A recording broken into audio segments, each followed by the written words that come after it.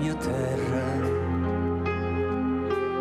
È un'altra notte da scordare, niente che ti fa capire questa vita poi che senso ha. In un silenzio fatto per pregare, forte un dolore sale a farmi male, ma è un vento che si placa in un momento e lascia dentro tanto freddo e insieme tanta povertà. E poi il mio pensiero se ne va, seguendo un volo che già sa in quale cuore andare arriverà. E e la mia età che se ne va, e quanto amore via con lei, e questa vita che passa e dove andrà.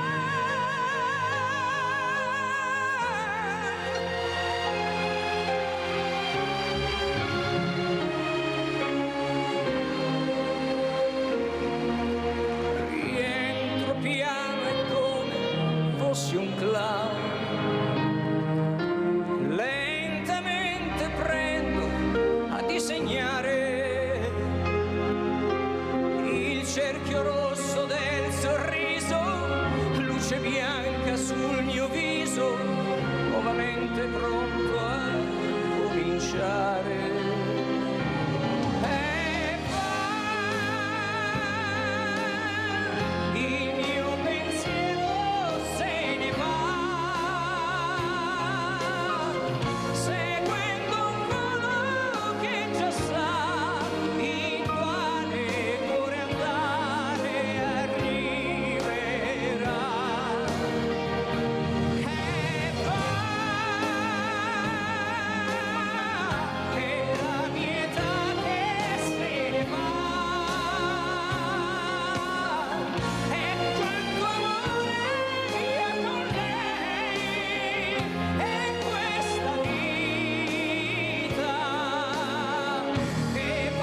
andrà.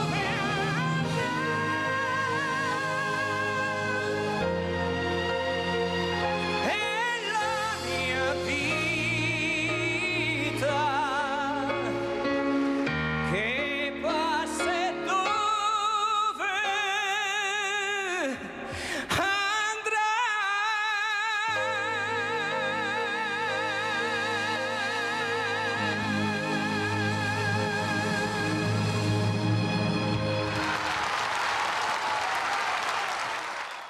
E la mia vita dove andrà? Buongiorno, buongiorno. Ho aperto con questa bellissima canzone di Albano che può essere interpretata in vari modi. Questi giorni si sente parlare della vita, vita sì, vita no, vita che non si sa ancora che fine farà, perché c'è chi crede in Dio, abbiamo gli atei, chi non ci crede. Io questa mattina intanto devo ringraziare tantissimo, ma tantissimo, la professoressa Gaia Spolverato, chirurga oncologa e delegata alle pari opportunità, per essere qui con noi. Veramente grazie professoressa, lei non ha idea quanto io le sia grata, perché c'è una confusione in giro, ancora una volta mi sembra di ritornare all'era dei vaccini, non capiamo niente cosa vuol dire il fine vita, uno ce la racconta in una maniera, uno ce la racconta in un'altra, uno un altro ancora. Ma voi che siete gli addetti ai lavori, voi che veramente tutto il giorno vi impegnate per salvare le vite, per capire veramente dove può arrivare la vita e chi vuole arrivare, chi non vuole arrivare. Ecco, cosa sentite, professoressa? Mi scusi, ringrazio anche Alfredo Giacon, finalmente scrittore e giornalista, riesco ad averlo ospite perché è sempre in giro per il mondo, in mezzo al mare, gli oceani, alte montagne, perciò grazie veramente anche a lei Giacon di essere qui con noi, un'altra voce molto autorevole e importante. Allora professoressa, partiamo proprio con lei, cosa ci racconta? Qual è? Non la verità, ma il buon senso, ecco, il buon senso di capire di cosa stiamo parlando. Uno ieri mi ha telefonato e ha detto: ma quale casino, ma non si può morire quando si vuole, basta fare la sedazione. Ma io ho detto: ma che lavoro fai? Ma cosa ecco, ci spiega, professoressa, la prego, professoressa, grazie. Intanto sono io a ringraziare voi dell'opportunità anche di fare un pochino di chiarezza su questi temi che effettivamente toccano moltissimo le persone, l'opinione pubblica, ma soprattutto toccano i nostri pazienti.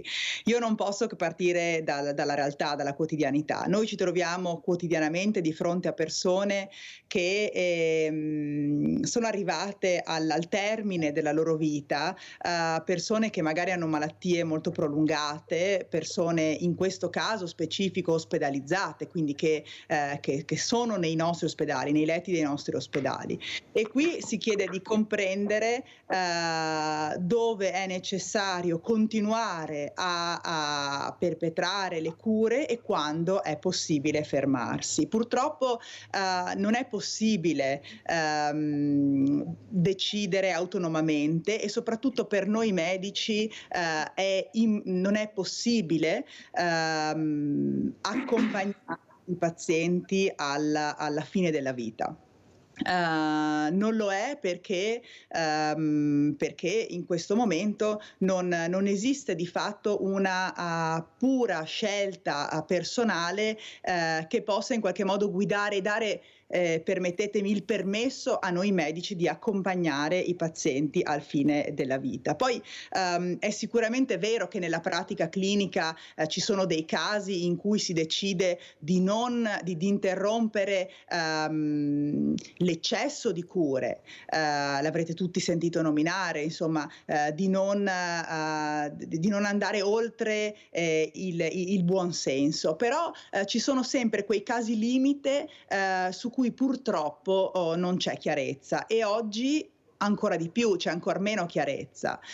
Nella pratica io vi confesso che ci troviamo spesso in difficoltà e quindi è compito di noi medici parlare con la famiglia, parlare con il paziente quando appunto è ancora in grado di intendere e volere per capire quali sarebbero le sue indicazioni. Però effettivamente non abbiamo la possibilità di accontentare i pazienti laddove richiedano appunto una fine più precoce della loro sofferenza.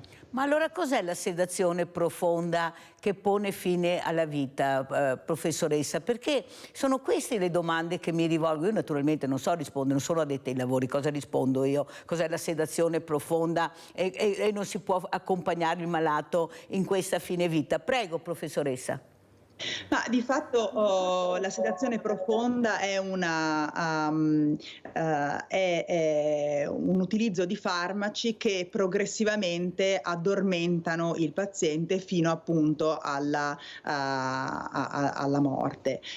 Questo però avviene in casi limite in cui ci accorgiamo che effettivamente il paziente non riuscirebbe in alcuna maniera a sopravvivere alle 24 ore, alle 48 ore. Allora per mettere fine a questa sofferenza, a questa difficoltà che spesso è una difficoltà respiratoria, a questo senso di angoscia che molto spesso accompagna gli ultimi momenti, si decide di addormentare progressivamente i pazienti. Ma forse non è su questa fetta qua di pazienti che davvero in cui abbiamo veramente chiarezza del pochissimo tempo che rimane, perché ce ne accorgiamo da dei segni clinici, su cui effettivamente noi un pochino fare di più e possiamo in qualche modo veder soffrire il meno possibile le persone. Sono negli altri, in cui proprio ci si accorge che magari la malattia è molto avanzata, il paziente è comunque terminale, ma è terminale in un periodo che noi non riusciamo a quantificare chiaramente. In quei casi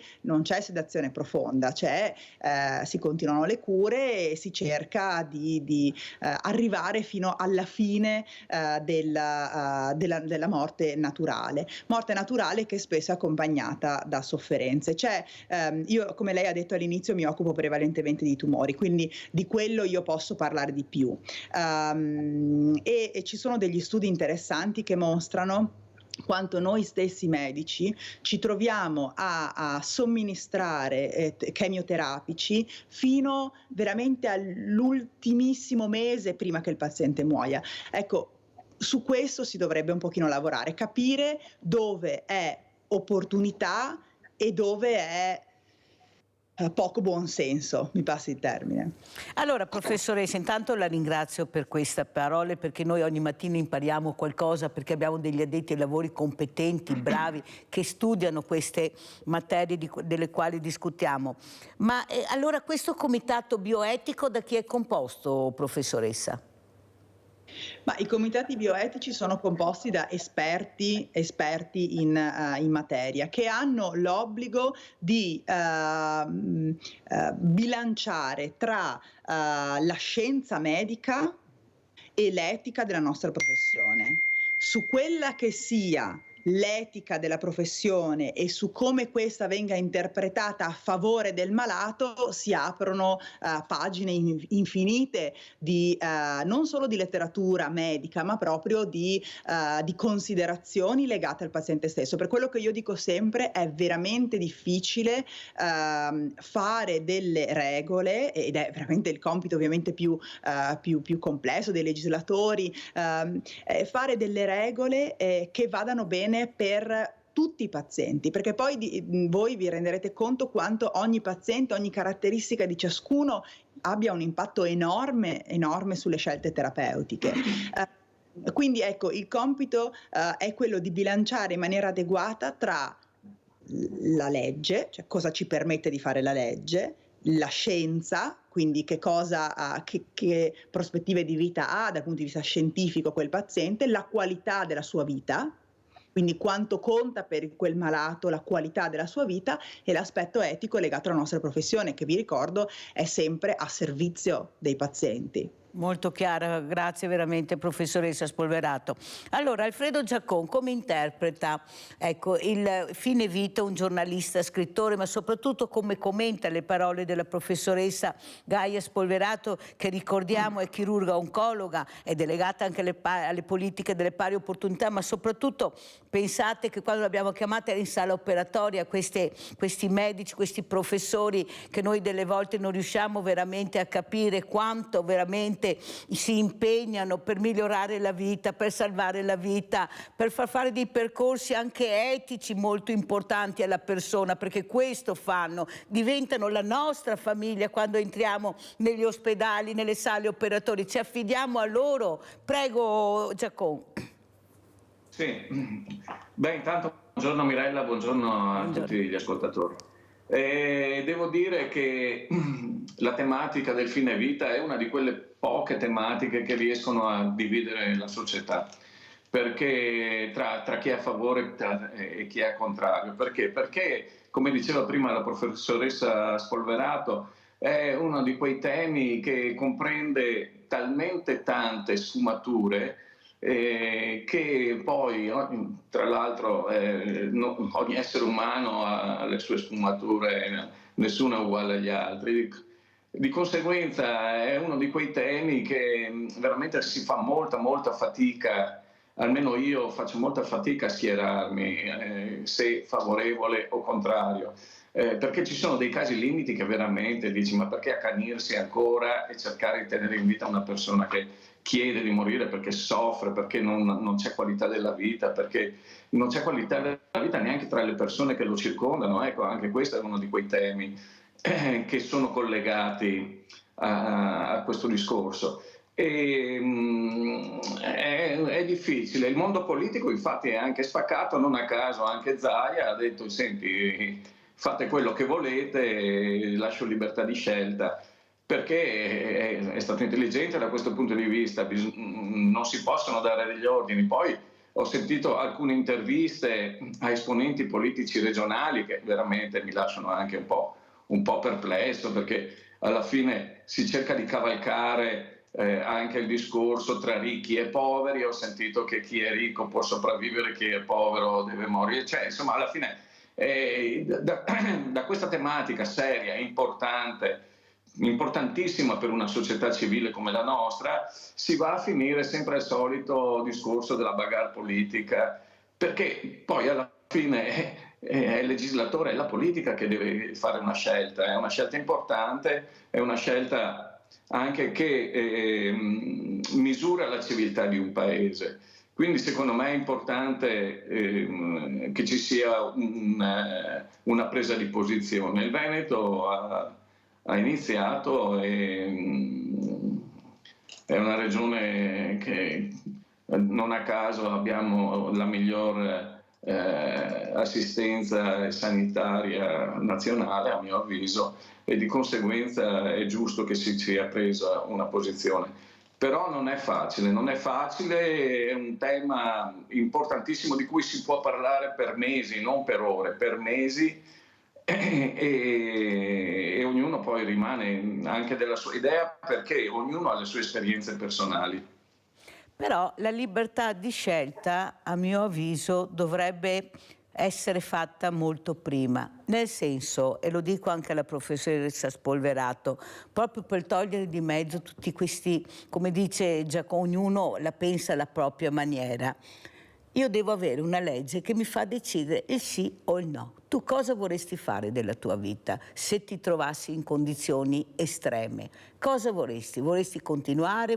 Che mica tutti la pensiamo alla stessa maniera, come ha detto Giacomo. Però è giusto anche vederci chiaro. Io non posso accettare che un politico decida della mia vita. Non mi ha interpellato, non mi conosce, non sa cosa penso. Sono io che devo decidere per il sì e per il no. E nel momento che si potrebbe fare, come era stato proposto, un grande referendum, veramente grande, dove ogni persona ha il diritto di esprimere la sua opinione, da là la politica deve partire. Non essere soggetta alla decisione di un politico che non mi conosce, che non sa. Dovrebbe essere il politico che affianca questi professori che hanno le idee chiare di quello che stiamo parlando, di cosa stanno facendo, la scienza dove è arrivata, dove si può arrivare. Dopodiché si legifera, ma non si può legiferare su un tema così delicato come la vita della persona senza fare una consultazione popolare. Non ci credo, ma come ci fate votare un referendum sulle trivelle che non capiamo niente e sul fine vita che magari ognuno di noi, basta vedere anche le interviste che facciamo durante i telegiornali, cosa dice il popolo, non viene ascoltato. Allora professoressa, poi naturalmente le prometto che parleremo di quello che si occupa lei, però capisce che in questi giorni è molto importante sentire la vostra voce, perché a me non me ne frega niente del politico che parla di cure palliative, non so neanche se è all'altezza di parlare di questo, se è ben informato, anche perché parlano di cure palliative e poi mi chiama la signora, la telefonata, che dice guarda io sono a casa con un malato terminale e nessuno mi aiuta e non so a chi aggrapparmi. È successo anche ieri. Prego professoressa. Ma è proprio vero quello che lei dice, effettivamente bisognerebbe sentire il parere delle persone e le dico di più, non bisognerebbe sentirlo una volta, ma bisognerebbe sentirlo anche quando quella persona è ancora in grado di intendere e volere, prima che quando noi ci immaginiamo che le cose stiano andando in una determinata direzione. E glielo dico soprattutto per i pazienti ricoverati. Esiste poi tutta una fetta di pazienti che non sono ricoverati, che sono a casa, come il caso che ho appena citato, per cui effettivamente sarebbe importante avere delle linee chiare, cioè la scelta del paziente. Ricordiamoci che se il paziente è in grado di intendere e volere, è del paziente che noi dobbiamo sentire la voce.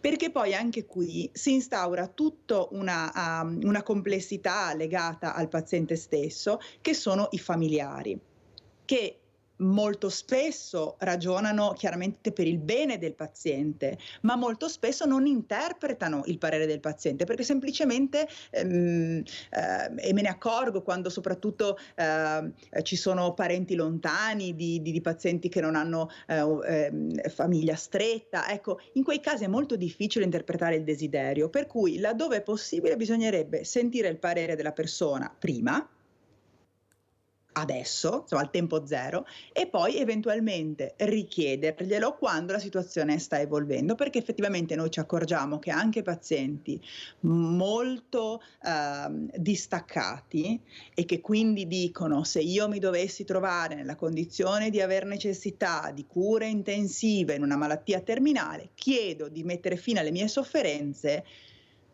e di farlo secondo la legge. E questo la pensano molti pazienti così, soprattutto pazienti malati di cancro. Quando però poi ti trovi alla fine, quasi tutti, per il naturale senso di sopravvivenza, dicono: ma è sicura, professoressa, che non possiamo fare qualcos'altro? Non può fare qualcos'altro per me? Ma è sicura che non ci sia un'altra soluzione? Per cui non bisogna chiederlo alle persone una volta, bisogna chiederlo anche 2 volte. E questo è un dato importante, e chiederlo al paziente quanto più possibile e non alla famiglia, perché purtroppo, come vi dicevo, ci può essere un'interpretazione differente. Certo, rimangono estremamente complessi quei casi in cui il paziente non è in grado di comunicare, il paziente non è ricoverato ma è a domicilio, magari con una malattia di lungo corso, magari neurodegenerativa. Ecco, quelli sono casi per cui effettivamente questa legge potrebbe fare molto, ecco.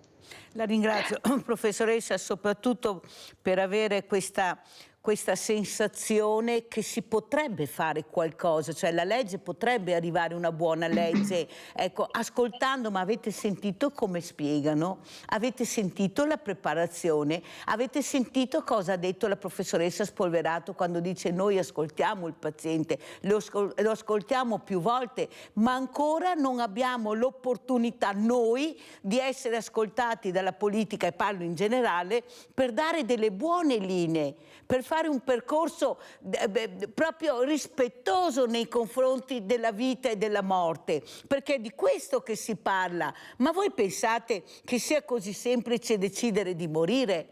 Vuol dire che sei allo stremo delle forze, che chi ti accompagna in questo percorso, come ha detto la professoressa Spolverato, perché il compito più difficile è quello della professoressa, dei medici, che devono spiegare la realtà qual è delle loro condizioni. Questa è la verità e non sono temi facili da capire. Chi è che vuole morire nella vita? Io dico sempre: vorrei vivere 400 anni, professoressa, perché sto tanto bene qua per dirle come la penso, però non vorrei mai non vivere, perché io vado a vedere i malati terminali, io li tocco, io li guardo e dico: ma chi sei? Non si riconoscono neanche più, cambiano completamente, ma è vita quella. Io vorrei vivere così, non bere, non mangiare, non divertirmi, non uscire, non riuscire a respirare, non riuscire a fare niente, ma è vita questa. La vuoi? Perfetto, decidi che voglio così e io ti lascio, ma tu non puoi obbligarmi a pensare in un'altra maniera. Io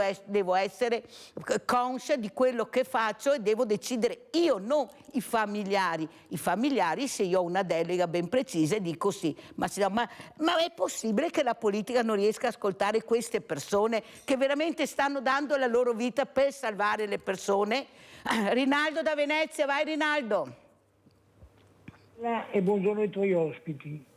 Innanzitutto vorrei dire alla professoressa che i medici spendono la loro vita per salvare la nostra, una vita intera per salvare la gente che è malata. Dunque, quando andiamo da torsera, bisogna che ci attiviamo a noi, noi politici, del medico, come che ne consiglia una vita intera che ne porta 90 anni.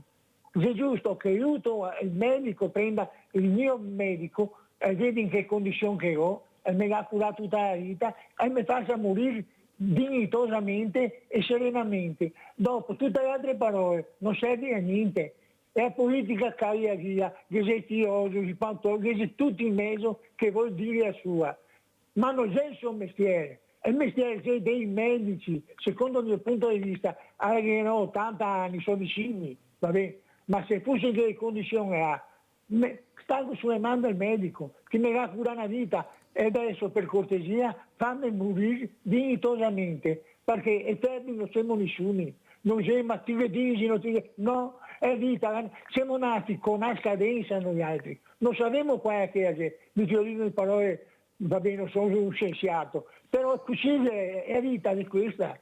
Grazie Rinaldo, devo correre, se no non ce la faccio. Molto chiaro la tua telefonata, grazie come al solito. Allora Giacomo, cosa pensa? Ecco, lei che veramente quando stacca la spina riesce a vedere la vita sotto un'altra forma, la vita dell'ambiente, della natura, questa natura calpestata anche qua dall'uomo ma soprattutto dalla politica per interessi biechi, per proprio lo sfregio all'ambiente. Ecco, come vede? Cosa vede quando vede in giro nel mondo con queste barche? Cosa vedi? Ci racconti, perché noi vediamo sempre gli attolli meravigliosi e poi vediamo montagne di plastica dove veramente non dovrebbero esserci e bambini, soprattutto abbiamo visto in Africa quello che ci ha fatto vedere Forcide, una cosa vergognosa. Prego. Sì. Beh, innanzitutto vorrei chiudere anche con una riflessione riguardo questo discorso del fine vita, che in effetti il problema che si rischia di avere in questa situazione per sviluppare una legge è che possa succedere come è successo per esempio con uno scandalo che stiamo vivendo tutti quanti, quello del super bonus del 110%. Perché purtroppo l'arroganza di certi politici porta a far sì che gli ordini professionali non vengano coinvolti. Per esempio per il 110 bastava cercare una sinergia con l'ordine degli architetti, l'ordine degli ingegneri e sarebbero venute fuori delle bellissime idee. Perché? Perché ci sono le competenze. Ecco, un politico non è che ha competenze su tutte, però ci vuole anche l'umiltà da parte di un politico illuminato, ci vuole l'umiltà di chiedere aiuto a chi ne sa di più di lui. Ecco, invece ci sono persone che vengono dal nulla e una volta raggiunto il potere fanno i saccenti, sono i tutologi. Ecco, questa è una parentesi che voglio chiudere, che spero che invece ci sia il buon senso e soprattutto anche la sensibilità che su una tematica come questa, importantissima e che tocca a tutti noi, si cerchi un consiglio con le persone competenti. Giacomo, fermo un secondo perché ho una telefonata, se no mi cade la linea, ma poi riprendiamo. Sì. Abbiamo Maria da Treviso. Ciao Maria. Ciao Mirella, sono Maria Luisa di Mogliano Veneto, in provincia di Treviso. Sarò breve perché così lascio spazio a tutti. Allora Mirella, complimenti per le parole libera scelta e che deve decidere la persona, ogni persona caso per caso, non i parenti. Poi complimenti alla dottoressa oncologa Spolverato che ha usato le parole buon senso e rispetto. E inoltre di nuovo il giornalista Giaccon, che ammiro molto perché ha usato la libera scelta, le parole libera scelta e umiltà. E sono d'accordo con voi, non si segue l'obbligo di politici e si deve decidere liberamente ogni persona. Due cose fondamentali per me, in quanto ho assistito mia suocera anni fa ed era già in metastasi quando l'hanno operata, quindi colostomizzata eccetera. L'ultimo mese, dopo un anno, è stato un anno su e giù, radioterapia eccetera, e praticamente l'ultimo mese l'ho assistita in ospedale giorno e notte perché mi dicevano non arriva a sera, non arriva a mattina, non arriva a sera, e siccome non c'erano altre persone che potevano assisterla ci sono stata io, tranne le ultime 2 o 3 sere perché non ce la facevamo più, abbiamo preso una signora che l'assistesse di notte. Però io ho chiesto alle infermiere di chiamare l'oncologo, il medico, il direttore dell'ospedale. Gli ho detto dopo un anno consumata, c'erano solo pelle e ossa, non era cosciente eccetera, la alimentavano con dei flebo, ho detto c'è la possibilità che lei ritorni in vita, ma era palesemente, cioè non arrivava a sera, non arrivava a mattina, ho solo chiesto per amore di questa persona di togliere la flebo e dopo un giorno o due, grazie al Signore, insomma, ha finito questa, quindi era un accanimento terapeutico. E ecco, do ragione alla dottoressa che in questi casi, quando non c'è più un ritorno alla salute, bisogna anche avere questa coscienza e questo buon senso. Grazie Maria. Io ringrazio comunque i medici, perché anche mio marito 5 anni fa ha avuto un'operazione al colon, ileoscomia, ha fatto chemio eccetera, quindi i medici ci aiutano molto. E l'unica cosa che ho visto con mio marito, la prevenzione a questo cancro. Allora, è Maria, devo chiudere, se no non ce la faccio, devo andare in pubblicità. Finisco. L'alimentazione è importante, come dice il dottor Franco Berrino, Oncologia di Milano, cioè eliminare tutti i cibi, le carni, le cose rosse, insaccati, che infiammano le cellule e provocano e aumentano il cancro. Grazie Maria, scusami, ma proprio non ce la faccio, non è cattiveria, ma devo andare in pubblicità, deve ancora finire Giacomo, ma sei stata molto chiara, penso che sei riuscita a parlare, a esprimere il tuo pensiero. Grazie veramente Maria Luisa. Allora Giacomo, terminiamo? Sì, terminiamo dicendo che allora cambiamo un attimino così argomento, ma che è complementare ed è assolutamente collegato alla vita, al desiderio di vivere. E io ho fatto una vita straordinaria, sono felicissimo e questo nostro pianeta è quello che ci dà lo scopo anche di vivere. E il viaggiare non solo ti apre la mente, ma non dico viaggiare per andare, che so, dall'altra parte del mondo, basta anche farsi un'uscita, un giro in bicicletta, l'attività che ti porta a relazionarti con la natura e con il pianeta, andare a fare una camminata sugli argini, una passeggiata lungo le sponde delle nostre spiagge fuori stagione. È tutta una cosa terapeutica. Diciamo che noi siamo degli esseri viventi che sono complementari con questo pianeta e con la biodiversità che lo vive. Di conseguenza io ho uno slogan che sto utilizzando tantissimo e che è quello che dice che se ami questo pianeta vivilo e se lo vuoi migliore comincia da te. Bellissimo. E saluto tutti i nostri ospiti. Bellissimo, terminiamo proprio con una bellissima frase di Alfredo Giacon, scrittore, giornalista, pubblicità.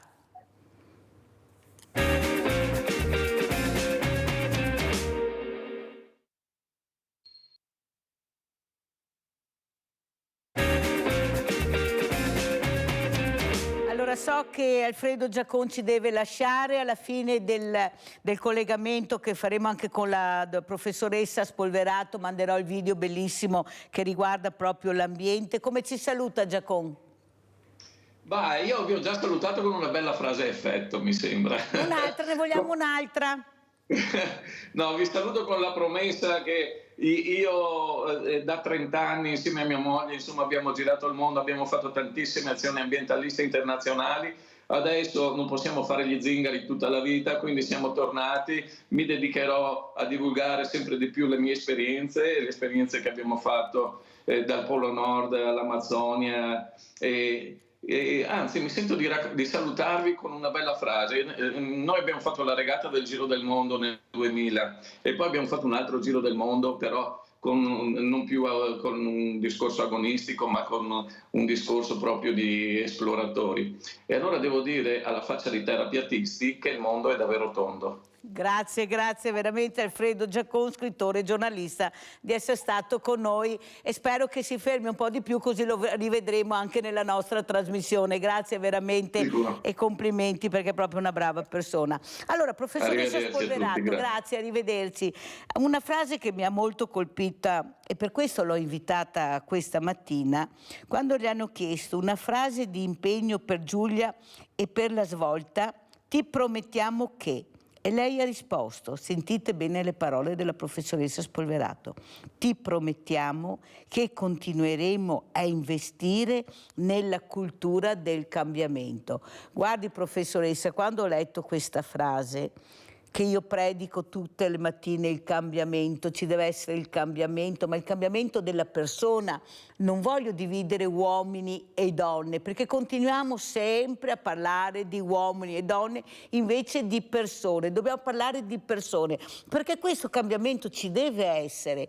Però in attesa di questo cambiamento anche la politica, anche qua deve intervenire. Ma soprattutto, professoressa, che mi interessa tantissimo, ecco come siano messi quei tumori, perché noi sentiamo di tutto e di più. Abbiamo trovato un farmaco che risolverà il problema, abbiamo, poi invece troviamo che la scienza ha fatto passi da gigante.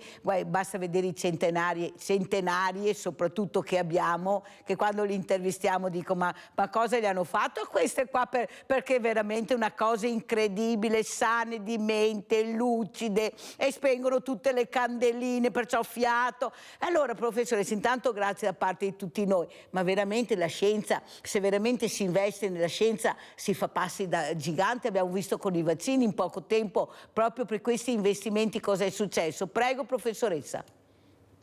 Allora, è fondamentale continuare a mantenere la barra dritta sulla conoscenza, quindi continuare a investire sul progresso, sulla ricerca scientifica e tecnologica. In questo momento storico si sta facendo molto dal punto di vista scientifico, ma è un grande momento anche per la tecnologia. Se devo dire quello che è stato fatto negli ultimi anni, c'è stata una grande evoluzione legata all'immunoterapia. Per cui è stato anche stati insigniti 2 colleghi di premio Nobel. Quindi un passo da gigante che è stato fatto proprio nella cura dei tumori solidi, soprattutto è stata fatta proprio con lo sviluppo di nuovi farmaci che vanno ad agire sul sistema immunitario della persona cioè le difese immunitarie contro il cancro. Questo è stato fondamentale.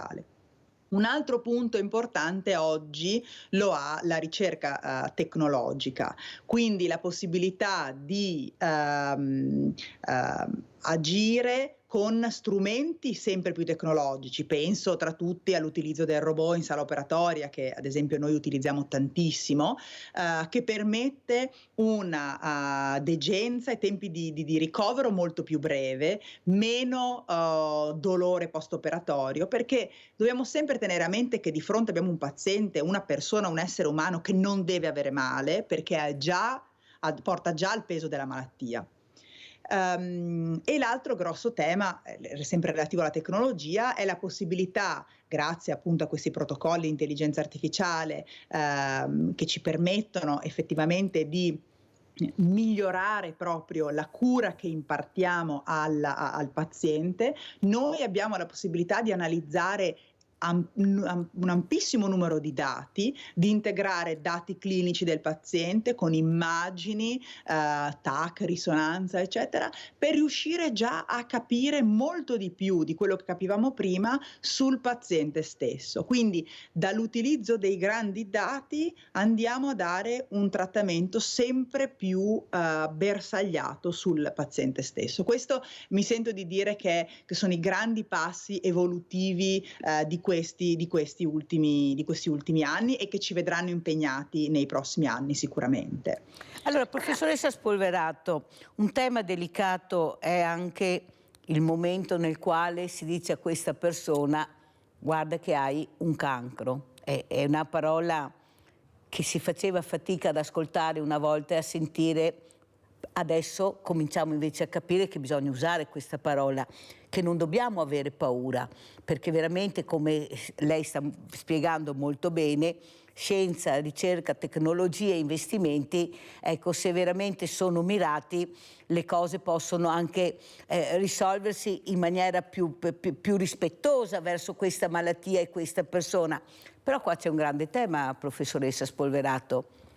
Queste persone, specialmente noi donne, con questo tumore specialmente al seno, al collo dell'utero, alle ovaie, di tutto e di più, c'è il dopo ospedale. perché è là che poi le pari opportunità devono intervenire, dovrebbe essere un ruolo fondamentale, anche se io penso, io vorrei averla a Treviso, vorrei averla a livello nazionale, glielo dico sinceramente, professoressa Spolverato, ecco, forse la politica dovrebbe capire che ci sono delle persone che a noi andrebbero molto bene, perché non ci siamo proprio, perché a noi facciamo tante panchine ma non c'è il dopo panchina. Allora io vedo la panchina rossa, gialla, verde, ormai sono di tutti i colori, che facciamo già una confusione dire quella che panchina sarà, oppure questo tacco 18, non più 12 ma 18, che non è più il tacco che usiamo, ma usiamo la scarpa da ginnastica quasi sempre, proprio per quanto lavoro facciamo in 24 ore, specialmente noi donne, che va detto.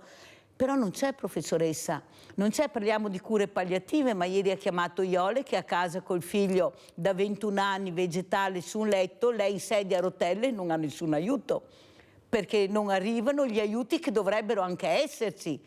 Allora io mi domando, ma questi politici sanno quando parlano di com'è la situazione nel territorio? Di questi tagli che ci sono stati fatti specialmente alle fragilità. Ecco, il ruolo delle pari opportunità, questo mi interessa, perché non le sento, professoressa.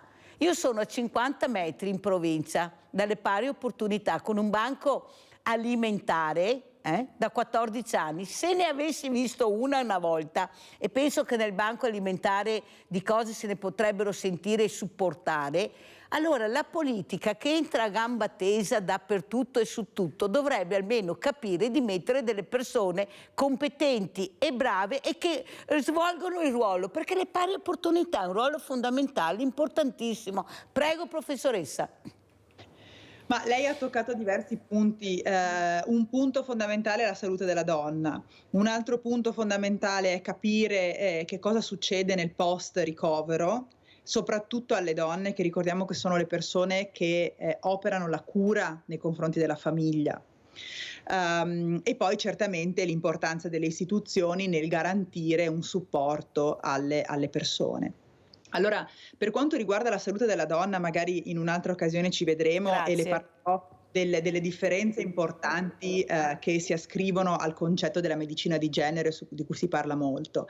Però le posso assicurare che le donne tendono, come lei ha detto, a vivere di più, però tendono a vivere più a lungo malate, perché si ammalano, cercano la cura più tardi, perché molto spesso le donne hanno appunto un ruolo di supporto alla propria famiglia, ai propri figli, ai propri genitori anziani, e quindi ascoltano meno i loro bisogni e tendono ad andare avanti, a tirare avanti, no? E quindi io anche dopo il Covid ho visto un netto incremento, ma lo mostrano i dati, non solamente la mia casistica, che le persone sono arrivate a chiedere, a presentarsi, insomma a chiedere aiuto con malattie più avanzate, e lo erano soprattutto le donne. Poi è vero che le donne tendono a sopravvivere di più, a rispondere meglio ad alcuni trattamenti, anche oncologici, ma soprattutto tendono appunto a vivere più a lungo. Però vivono più a lungo malate, e quando tornano a casa mantengono il famoso ruolo di cura. E quindi è importante considerare di dare più aiuti al territorio, ma anche ai medici che lavorano nel territorio, cioè quindi stringere, supportare la rete dei servizi domiciliari, dei servizi al territorio, proprio perché solo così si infoltisce l'aiuto del territorio, si riduce ovviamente il numero di persone che affluiscono ai pronti soccorsi per attività che probabilmente potrebbero essere drenate già sul territorio, e si lascia il rapporto con lo specialista alle necessità più complesse. Okay. Quindi questo è importante. Il tema delle pari opportunità rientra in tante attività. Le pari opportunità si possono declinare nel servizio alle persone, nel supporto alle minoranze, e anche a quelle minoranze come le donne, che non sono una minoranza, sono una maggioranza, ma vengono trattate da minoranza, e lo vediamo dagli atroci numeri della violenza sulle donne. Quindi è importante fare cultura, come dicevamo, investire sulla cultura del cambiamento, che non interessa solo me e lei, che siamo evidentemente sensibili al tema, ma deve interessare tutti. Lei deve sapere che se noi investiamo, sulle donne, sul lavoro delle donne, avremo un aumento del prodotto interno lordo che ci permetterebbe di essere veramente una nazione all'avanguardia. Se noi continuiamo ad avere donne che hanno un livello di occupazione inferiore al 40%, meno del 40% ha un lavoro a tempo prolungato, perché la maggior parte delle donne hanno un lavoro a tempo ridotto per l'attività di cura del pomeriggio, dei figli, degli anziani, e sottopagato rispetto all'uomo. E non pagando l'attività di cura che fanno a casa, chiaramente. Allora, professoressa Spolverato, adesso le racconto e voglio sentire anche lei cosa mi dice. Io ho avuto per ben 2 volte un ospite illustre, Silvio Garattini, il professor Garattini, il quale ci ha raccontato, avevo anche una sindaca donna avvocata, ha detto: ma quando vi svegliate sapete che i farmaci che prendete sono stati testati sugli uomini? Esatto. Volete svegliarvi e fare qualcosa?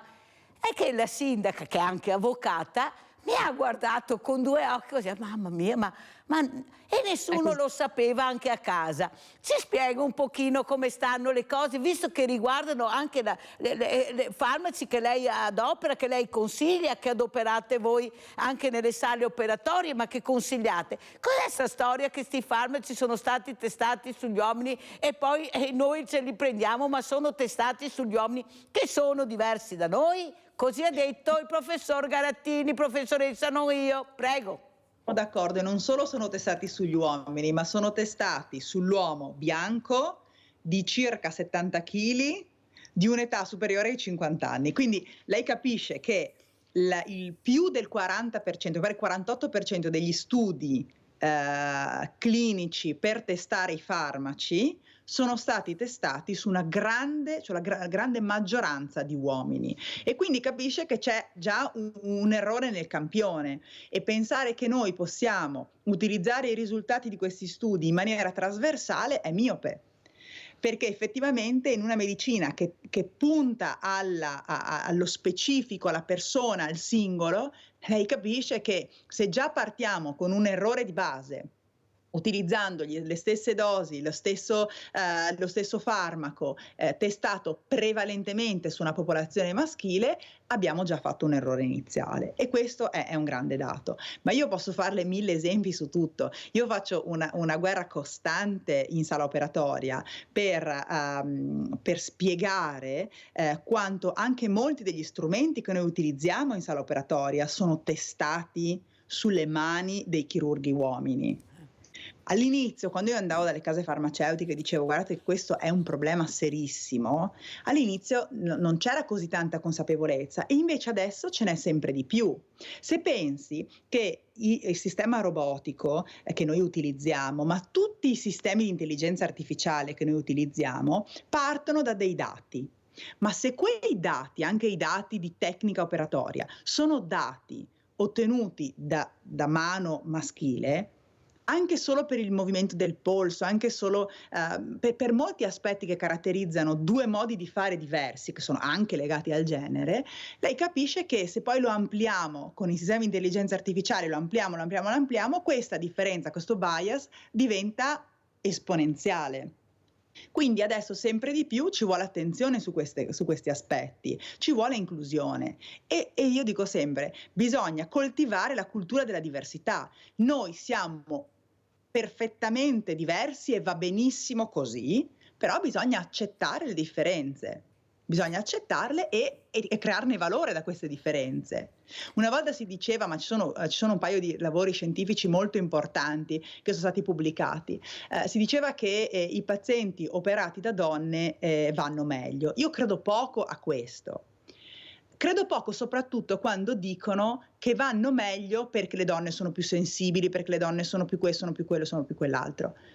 Non è così, cioè come in tutte le cose, ci sono persone diverse, ci sono caratteristiche diverse del singolo, e bisognerebbe, senza dividere il mondo in maschi e femmine, valorizzare le caratteristiche di una persona piuttosto di un'altra. Cioè la persona, come ho detto prima io, non femminile, maschile, ma la persona. Esatto, esattamente. Però, professoressa Spolverato, non le sembra proprio squallido che veniamo a sentire una mattina a Sveglia Veneti il professor Silvio Garattini che ci dice questo. Nessuno l'aveva mai sentito. Io ho avuto scienziati, ricercatori, di tutto e di più, perché veramente vengono e li ringrazio sempre, ma è una trasmissione anche molto seguita, non vengono a caso. Certo. È sempre il professor Garattini che ci dice svegliatevi. A me poi, professoressa, che se è una cosa, proprio la trasmissione Sveglia Veneti la dice lunga. Ma capisce perché questo silenzio, professoressa? Ecco qua le pari opportunità.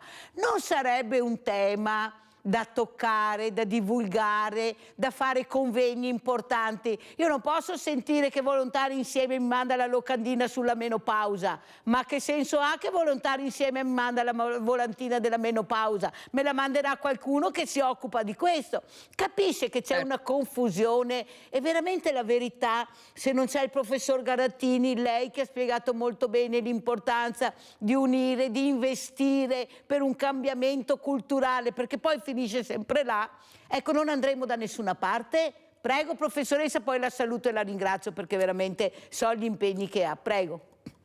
No, ma è proprio così, cioè adesso si inizia a parlare di medicina di genere, adesso si inizia a parlare di differenze, però è importante non solo parlarne nella nostra cricca dei nostri congressi tra specialisti, è giusto parlarne con tutti. Quello che io dico sempre è che se continuiamo a parlare di differenze di genere, di questo che abbiamo definito, le differenze anatomiche, fisiologiche, patologiche, di risposta ai farmaci, di presenza negli articoli scientifici tra uomini e donne, ma potrei andare avanti all'infinito, e continuiamo a parlarne, io, i miei colleghi che si occupano di questo settore, eccetera, noi ne siamo consapevoli, perché lei chiaramente mi ha dato un numero, un dato che io conoscevo perfettamente, lo conosco anche da anni, ma l'opinione pubblica no. Ed è giusto invece che si faccia cultura, è proprio quello che dicevo, la cultura del cambiamento, la cultura della conoscenza, cioè questi numeri, questi dati li dovrebbero conoscere anche le persone, perché così misurano effettivamente quello che sta succedendo.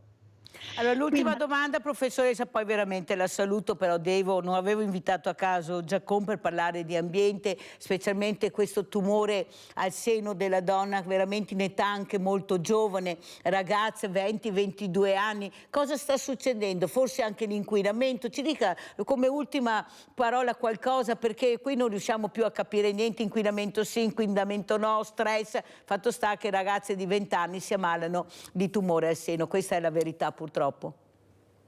Allora, lei sta toccando chiaramente un tema molto complesso, come l'ha toccato la signora che prima ha commentato rispetto all'alimentazione nel cancro del colon retto, che peraltro il cancro dello stomaco e del colon retto sono la maggior parte, insieme ad altri insomma, tumori dell'addome, sono la maggior parte del mio interesse. Devo dire che non si può fare del qualunquismo.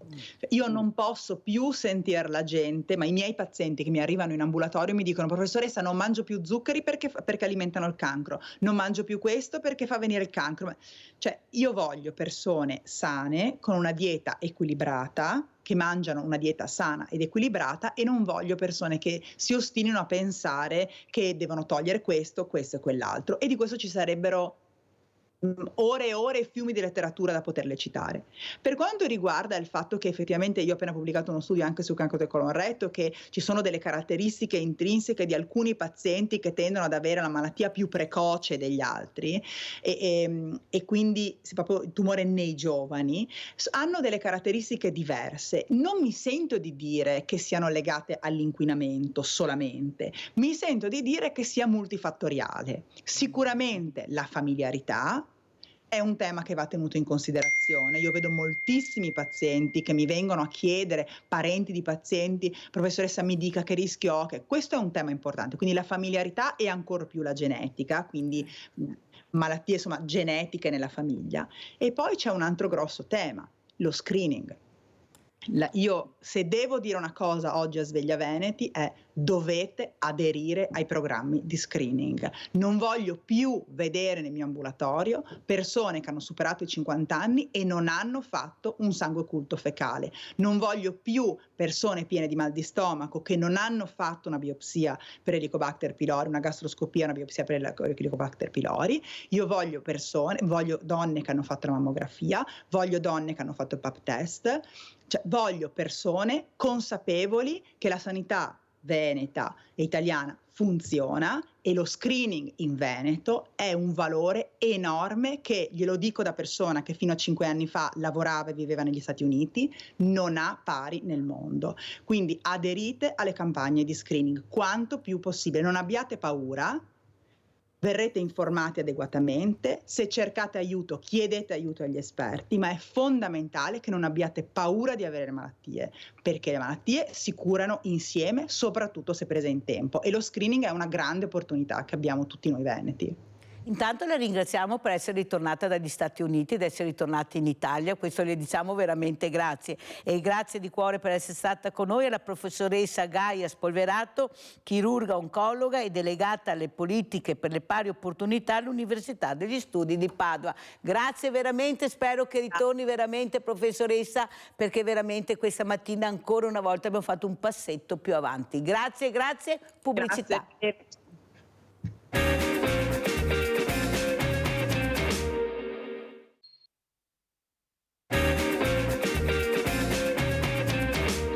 Immerso nella pace e nell'armonia di questo bosco, non ho potuto fare a meno di chiedermi come hanno vissuto i botti di Capodanno gli animali che ci vivono qui. Ma saranno stati terrorizzati sicuramente come quelli che abbiamo noi a casa. Ecco, allora mi chiedo, ma c'è ancora qualcuno che si diverte con i botti di Capodanno? Perché non cambiamo un po'? Se ami questo pianeta, vivilo, ma se lo vuoi migliore, comincia da te.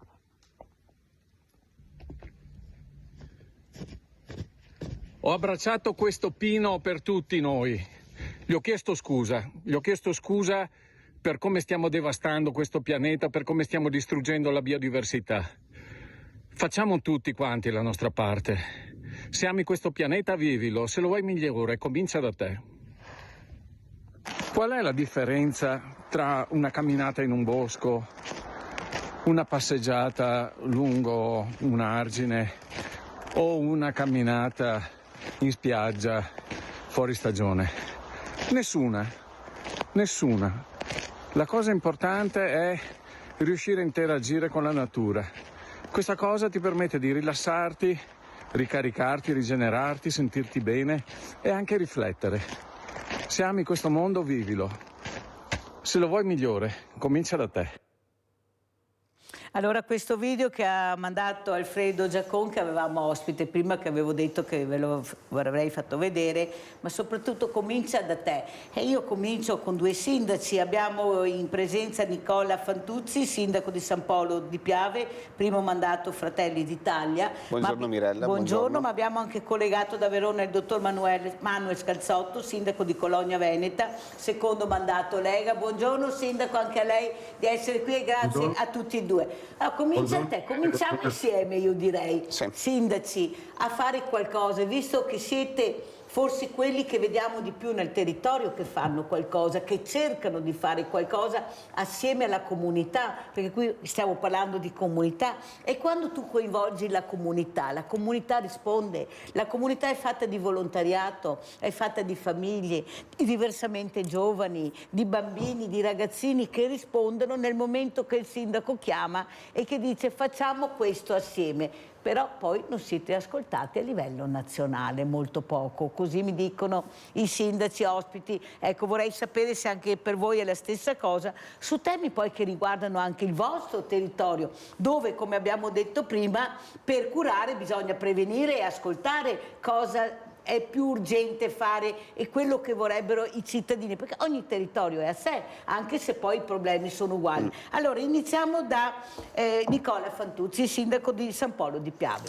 Allora, di nuovo buongiorno a tutti i telespettatori. Beh, sì, sicuramente Mirella, il ruolo del sindaco è un ruolo di front office, no? Noi siamo i primi elementi, tra virgolette, politici con cui i cittadini possono confrontarsi e possono veramente vedere e toccare con mano. E tante volte appunto questo ti porta a sentire i disagi, le problematiche e le situazioni che loro hanno a cuore, i cittadini hanno a cuore.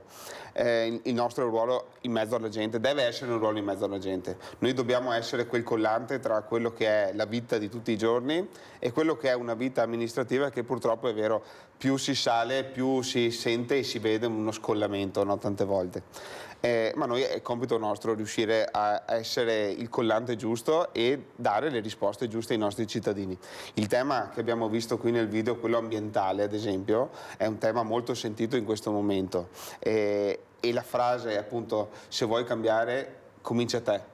No, ognuno di noi è chiamato a fare un piccolo gesto, non serve fare chissà che tipo di situazioni o che tipo di interventi, ma un piccolo gesto, una raccolta differenziata piuttosto che piantare una piantina, un albero, tener curato un'area verde, è un piccolo gesto che aiuta il decoro, aiuta a tenere bello e pulito il nostro territorio, il nostro ambiente. Su questo ad esempio noi proprio sulla tematica ambientale, noi qui la nostra zona è attraversata dal Piave, no? E sabato 27 noi a San Pollo di Piave faremo alla mattina un convegno proprio dedicato al Piave, dedicato anche alla riscoperta di quello che è una flora e una fauna del Piave e anche purtroppo una presa di coscienza di quello che inevitabilmente negli ultimi anni, negli ultimi decenni è stata anche una decadenza del abbiamo visto. La interrompo un secondo sì, perché abbiamo Adriana in linea da Crocetta. Ciao Adriana. Ciao Mirella, è un'ora che sono al telefono. Tesoro, vedi come funziona, vai, comunque dai, ci sei. Comunque ti credevo un'altra persona, grazie comunque. Grazie Adriana, se abbiamo sentito Adriana e abbiamo sentito anche ieri mattina le idee di Adriana.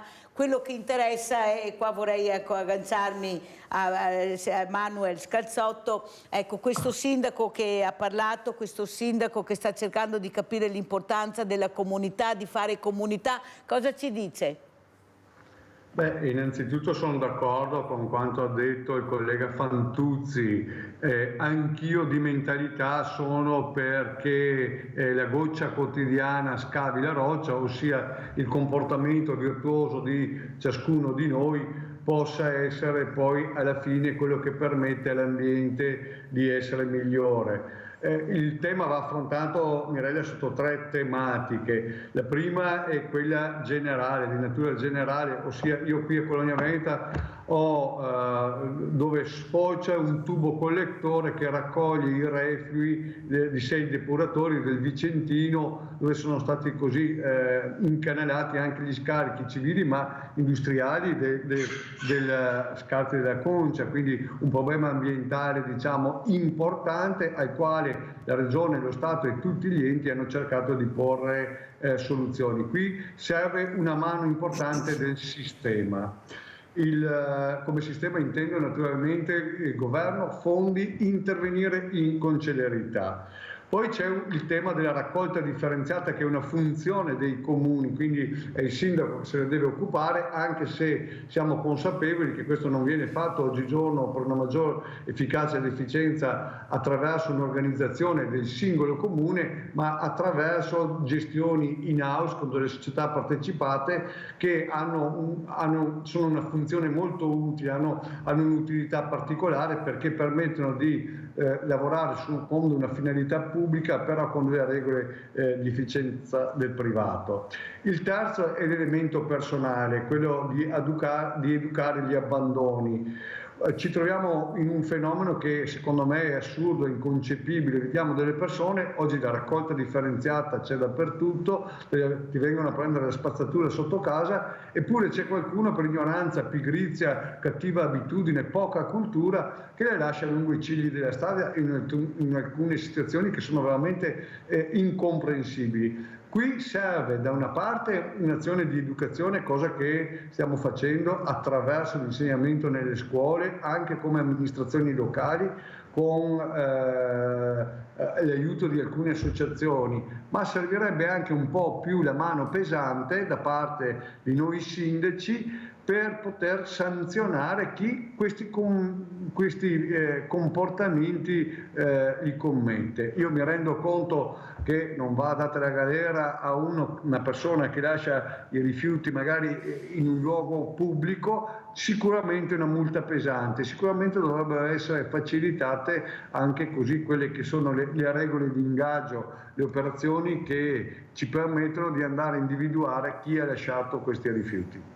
Però lo dico a tutti e due i sindaci, abbiamo sentito anche con Adriana che praticamente le persone non riescono più ad aspettare, ecco, sono arrabbiate, sono delle volte veramente anche mortificate, ma si devono anche rendere conto che non è sempre facile dare delle risposte, specialmente voi non avete case, pochissimi soldi, adesso è arrivato per fortuna qualcosa dal PNRR che vi permetterà di mettere le pezze come fa il mondo del volontariato, che cerchiamo di mettere delle pezze, però io trovo un cittadino arrabbiato, un cittadino sempre che si deve rimboccare le maniche, perché noi parliamo di pista da bob e qua lo dico che abbiamo anche un rappresentante della Lega, ma non è che Adriana o altre persone a casa diversamente giovani gli interessa molto questa pista da bob per 40 persone dove veramente mancano i servizi alla persona, specialmente avete sentito la professoressa Spolverato, persone che vivono sì a 100 anni ma con tante anche malattie da curare, perciò capite anche che costi che ci sono in tema della gestione. Capisce che quando noi il ponte sullo stretto di Messina, colate di cemento, cioè il cittadino a questo punto nel 2024 vorrebbe anche, dopo che paga anche le tasse, perché parliamo anche che questo cittadino paga, forse quello che paga sempre di più di altri che potrebbero pagare ad esempio le multinazionali, dico io, i grandi ricchi, ma si trova sempre con le spalle al muro, cioè ogni volta, cioè quello che lavora è povero, quello ricco, abbiamo sentito, è straricco, diventa sempre più ricco, anzi quantiplica. Allora capite bene che il cittadino non può più aspettare ed è arrabbiato, allora qual è l'arma? Non vado più a votare, e invece non va bene, perché non andando più a votare non fa il bene della comunità, o sbaglio, Sindaco Fantuzzi? Esatto, allora hai toccato tanti temi in questo discorso e sicuramente il primo è quello che la gente, tante volte anche e soprattutto anche gli anziani, le persone appunto che sono a casa, si trovano bombardati da tanti messaggi mediatici, no? Allora appunto fai servizi del telegiornale sulla pista da bob, ma poi non senti parlare appunto dei problemi che sono quotidiani delle famiglie, della gestione dell'anziano, della gestione delle persone con disabilità, il tema della casa. Hai accennato alla grande difficoltà che c'è nel trovare oggi case in affitto e ogni giorno c'è una fila continua di gente che viene appunto nei nostri comuni e viene a chiedere una casa, non sappiamo dove andare, non sappiamo come fare, non sappiamo come arrivare a fine mese. Ecco sì, noi appunto siamo in prima linea anche per cercare di mitigare queste situazioni e dare delle risposte. La fortuna di avere un terzo settore comunque nel nostro territorio forte, cioè le associazioni di volontariato sono veramente forti. Sì, noi siamo anche gratuite, Sindaco, altro che forti. No, ma forti chiamate nel senso di spirito. No, ma dico, chiamate, arrivano a costo zero quasi sempre, sì. Perché abbiamo Sandra da Padova, poi continuiamo, vai Sandra. Ciao Mirella, ciao. Buongiorno agli ospiti. Allora, il discorso delle case, io l'altra sera ho visto Giordano, che è quello che indaga, cioè l'equipe dei giornalisti. Allora, occupano la casa, che sia pubblica che sia privata. Ci sono una coppia di anziani che gli hanno occupato la casa, 2 stranieri, perché sono stranieri, dopo ci sono anche gli italiani, e questi qua, poverini, contavano sull'affitto di questa casa, era una casa con sacrifici, un appartamento, cioè ogni giorno. Allora io mi chiedo, ma scusi, se io rubo una macchina, entro in una macchina che non è la mia, io sono arrestata perché è un bene privato. Cioè, ma perché c'è? Ah, perché c'è bisogno di case. Sì, ho capito, senza contare gli zingari, perché adesso non si può neanche più dire zingari, che occupano addirittura dei condomini, buttano l'immondizia dalla finestra. Cioè, Mirella, siamo veramente alla frutta. Cioè, ma se non si fanno delle leggi, ma allora dove vanno queste persone? Ma scusa un attimo, hanno assegnato quell'appartamento a una famiglia o a una coppia o a una signora anziana? Una signora anziana è andata in ospedale, è tornata a casa, ha trovato la casa occupata e questa signora poverina è di strada. Cioè siamo all'assurdo, solo in Italia succedono queste robe, perché all'estero non succedono. Grazie Sandra, perché... vado avanti, se no non riesco a gestire la puntata tra telefonate e ospiti, perché devo far parlare anche gli ospiti, se no non ce la facciamo. Comunque sei stata molto chiara. Allora, Scalzotto, sindaco, come commenta la telefonata di Sandra, l'arrabbiatura dei cittadini, che sono quelli veramente i più fragili, poi che vedono veramente proprio non la luce, ma neppure non vedono il tunnel. Non sparivo anche a quello. Prego. Allora, guardi, c'è solo da dare un abbraccio alla signora Sandra e sottoscrivere tutto ciò che ha detto, aggiungendo anche un filino di rabbia e di frustrazione da parte dei primi cittadini che vorrebbero essere parte attiva, maggior parte attiva nei confronti di una piccola delinquenza che potremmo anche gestire. Qui ci aspettiamo dal nostro governo alcune indicazioni normative che per la verità in parte sono già sopraggiunte, soprattutto per il caso delle occupazioni abusive. Si sta lavorando in questi momenti a una norma che intanto permetta che l'immobile venga liberato nell'immediatezza da parte delle forze dell'ordine. Poi secondo me come soluzione c'è da dar fiducia ai sindaci, ai borgomastri, che sono quegli amministratori in trincea, sono sul fronte, sono quelli che sono direttamente a contatto della cittadinanza, e avere la possibilità per esempio di polizia locale dotata di strumenti quali il taser, di strumenti di così, anche di forze, di possibilità di interagire con le forze dell'ordine.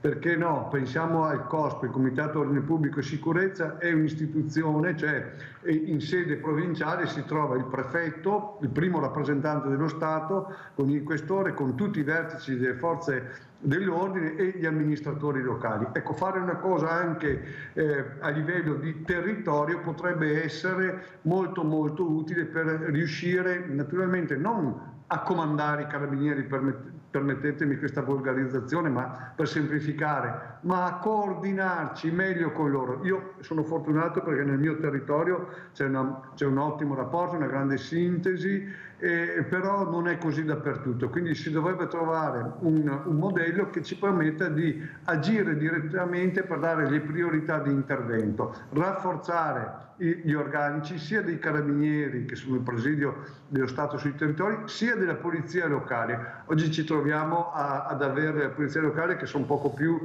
non sempre, ma in alcuni aspetti, soprattutto nei comuni minori, sono poco più del nonno vigile. Cosa fai con una persona, una e mezza? Cioè, devi avere la possibilità di poter utilizzare la polizia locale come vere e proprie forze di polizia. Allora si può dare una risposta più immediata anche a questi elementi. Però cari sindaci, voi avete le persone del territorio, sindaco, faccio una parentesi anche per far capire come la pensano a casa, ecco, nel momento che queste persone arrivano a voi e voi siete con le spalle al muro, eppure conoscete il territorio, sapete quello che avete bisogno del territorio, siete gli unici che avete fatto squadra, indipendentemente del ruolo politico e del partito politico al quale appartenete, pure siete riusciti a fare squadra, avete fatto l'unione dei comuni, avete fatto tantissime cose, però poi siamo sempre là, i soldi arrivano pochi, esigenze tante, anziani che si ammalano spesso,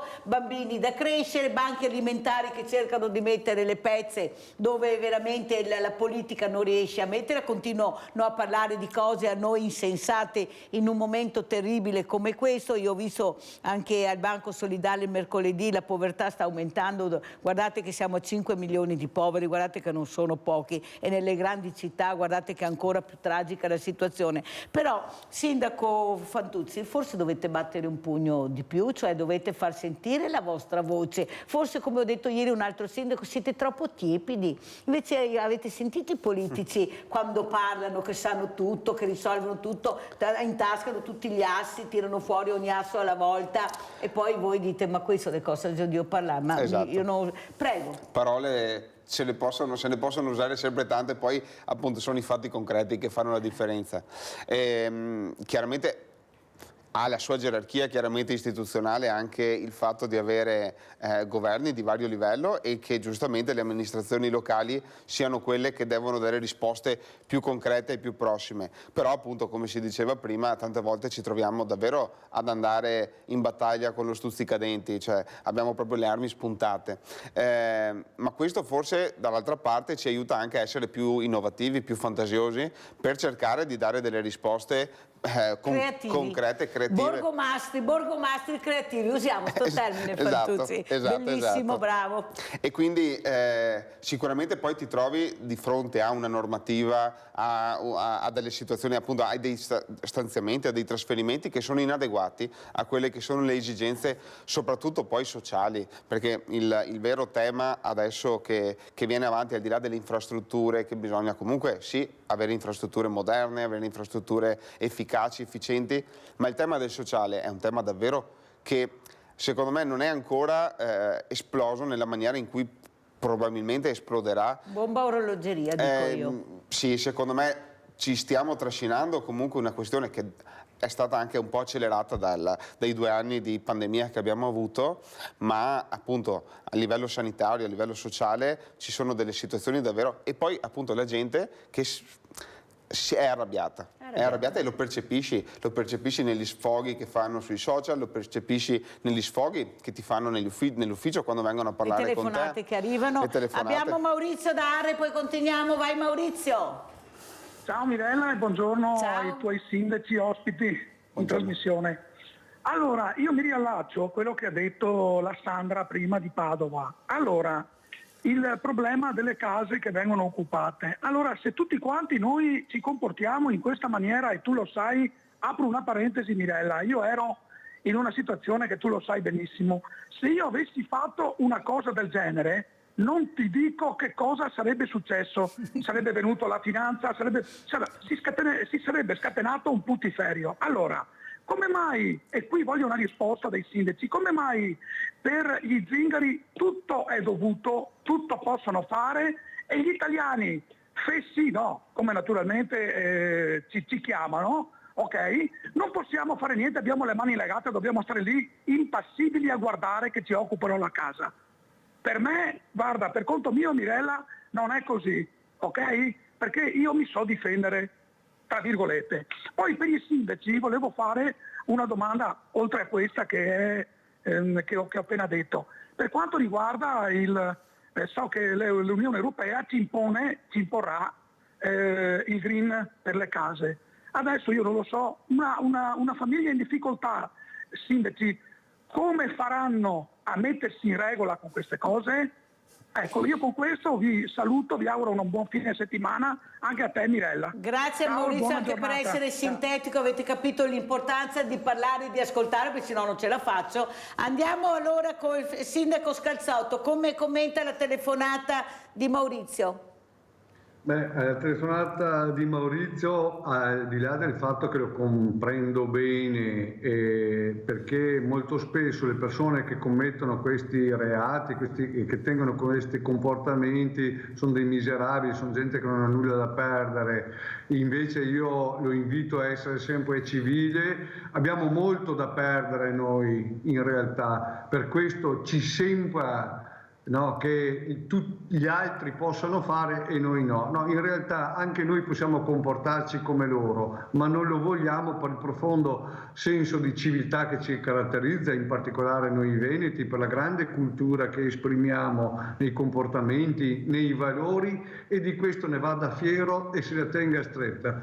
È vero che siamo così, capiamo bene che è ingiusto e bisogna agire perché chi ha questi comportamenti sbagliati venga perseguito. Quindi testa alta e orgoglioso, e non è corretto dire io mi so difendere, non glielo auguro. Dobbiamo essere tutti in uno stato civile dove intervengono le istituzioni a tutti i livelli, sia per quello della sicurezza, quindi non faccia sciocchezze, si rivolga ai carabinieri, si rivolga al sindaco, che noi generalmente ci siamo. Per quanto riguarda il tema dell'Unione Europea e le case green, anche qui ha un senso, no? Siamo partiti come incipit, abbiamo visto il filmato che ci sollecita un'attenzione per l'ambiente. Le case green sono senz'altro un qualcosa di migliorativo per l'ambiente. Est modus in rebus, cioè andiamoci con calma, con il passo adeguato. L'Unione Europea va bene che dia delle indicazioni di principio, le forzature per farci fare delle cose che non sono realizzabili e possibili per il grosso della popolazione, per la grande parte delle persone, queste devono essere un po' mitigate. L'Unione Europea deve essere deve rivedere i suoi standard di azione, e credo che con le prossime europee sia importante il voto. Da questo punto di vista la Lega è sempre stata favorevole all'Unione Europea, ma critica con certi atteggiamenti delle politiche dei socialdemocratici che l'hanno gestita in questi anni. Sentiamo Nicola Fantuzzi, prego Fantuzzi. Sì, sono d'accordo col collega Scalzotto. Per il tema delle occupazioni abusive, ecco, secondo me poi occupazioni abusive che magari nei nostri territori e soprattutto nei piccoli comuni sono minori come problema, però il fatto che ci siano persone che non ti pagano l'affitto per tanto tempo e poi non te le pagano, e chi magari fa di quel sostentamento, di quel reddito, una parte importante per poter vivere, ecco, queste sono situazioni che ci troviamo a vivere anche noi, e purtroppo anche queste poi si legano a quel problema di trovare case in affitto. Ma perché le persone non si fidano di darle in affitto? Perché dicono: ma poi mi tocca spendere il doppio, il triplo solo per fare uno sfratto, solo perché devo magari appunto mandar via. Ma è così? No, esatto, cioè, purtroppo questa è la realtà, no? E allora capisco che le persone non si sentano tutelate sotto questo punto di vista. Concordo anch'io col fatto che noi abbiamo una cultura civile sicuramente molto più sviluppata di certe persone che arrivano nel nostro paese e che non l'hanno vissuto, no, dall'inizio, da appena nati, eccetera. E quindi abbiamo due modi differenti di vivere la civiltà. Non dobbiamo fare gesti estremi, non è consigliabile, non vale la pena. Vale la pena arrabbiarsi, vale la pena, appunto, come si diceva, bussare alle porte dell'ordine, delle forze dell'ordine, alle porte dei sindaci, che appunto loro devono smuovere le istituzioni per cercare di risolvere le situazioni. Poi ti dico un caso personale, appunto, Mirella, che ho avuto, riguardava proprio anche una famiglia rom. Io sono rimasto allibito da come loro si sanno muovere nelle pieghe delle leggi. È imbarazzante vedere, appunto, che tu cerchi di ostacolare o comunque di far rigare dritto, no? Secondo le regole, i loro insediamenti, le loro situazioni, e loro ti rispondono: ah, ma non ti preoccupare sindaco, noi sappiamo cosa dobbiamo fare. E lì ti trovi davvero in una situazione non facile. Gianfranco Valeri da Cessalto, vai Gianfranco. Buongiorno. Buongiorno ai signori sindaci. Buongiorno. Ecco, parliamo, signori sindaci, nel vostro paese, come nel mio, come in tutti i paesi, ci sono tante di quelle case chiuse che fa paura, case pubbliche, cioè, ma da anni che sono chiuse. Cioè, una parte politica, non si sa che il capo di questa casa politica non si sa come parlare, cioè parlare da comico o da tecnico, si sono inventati il 110.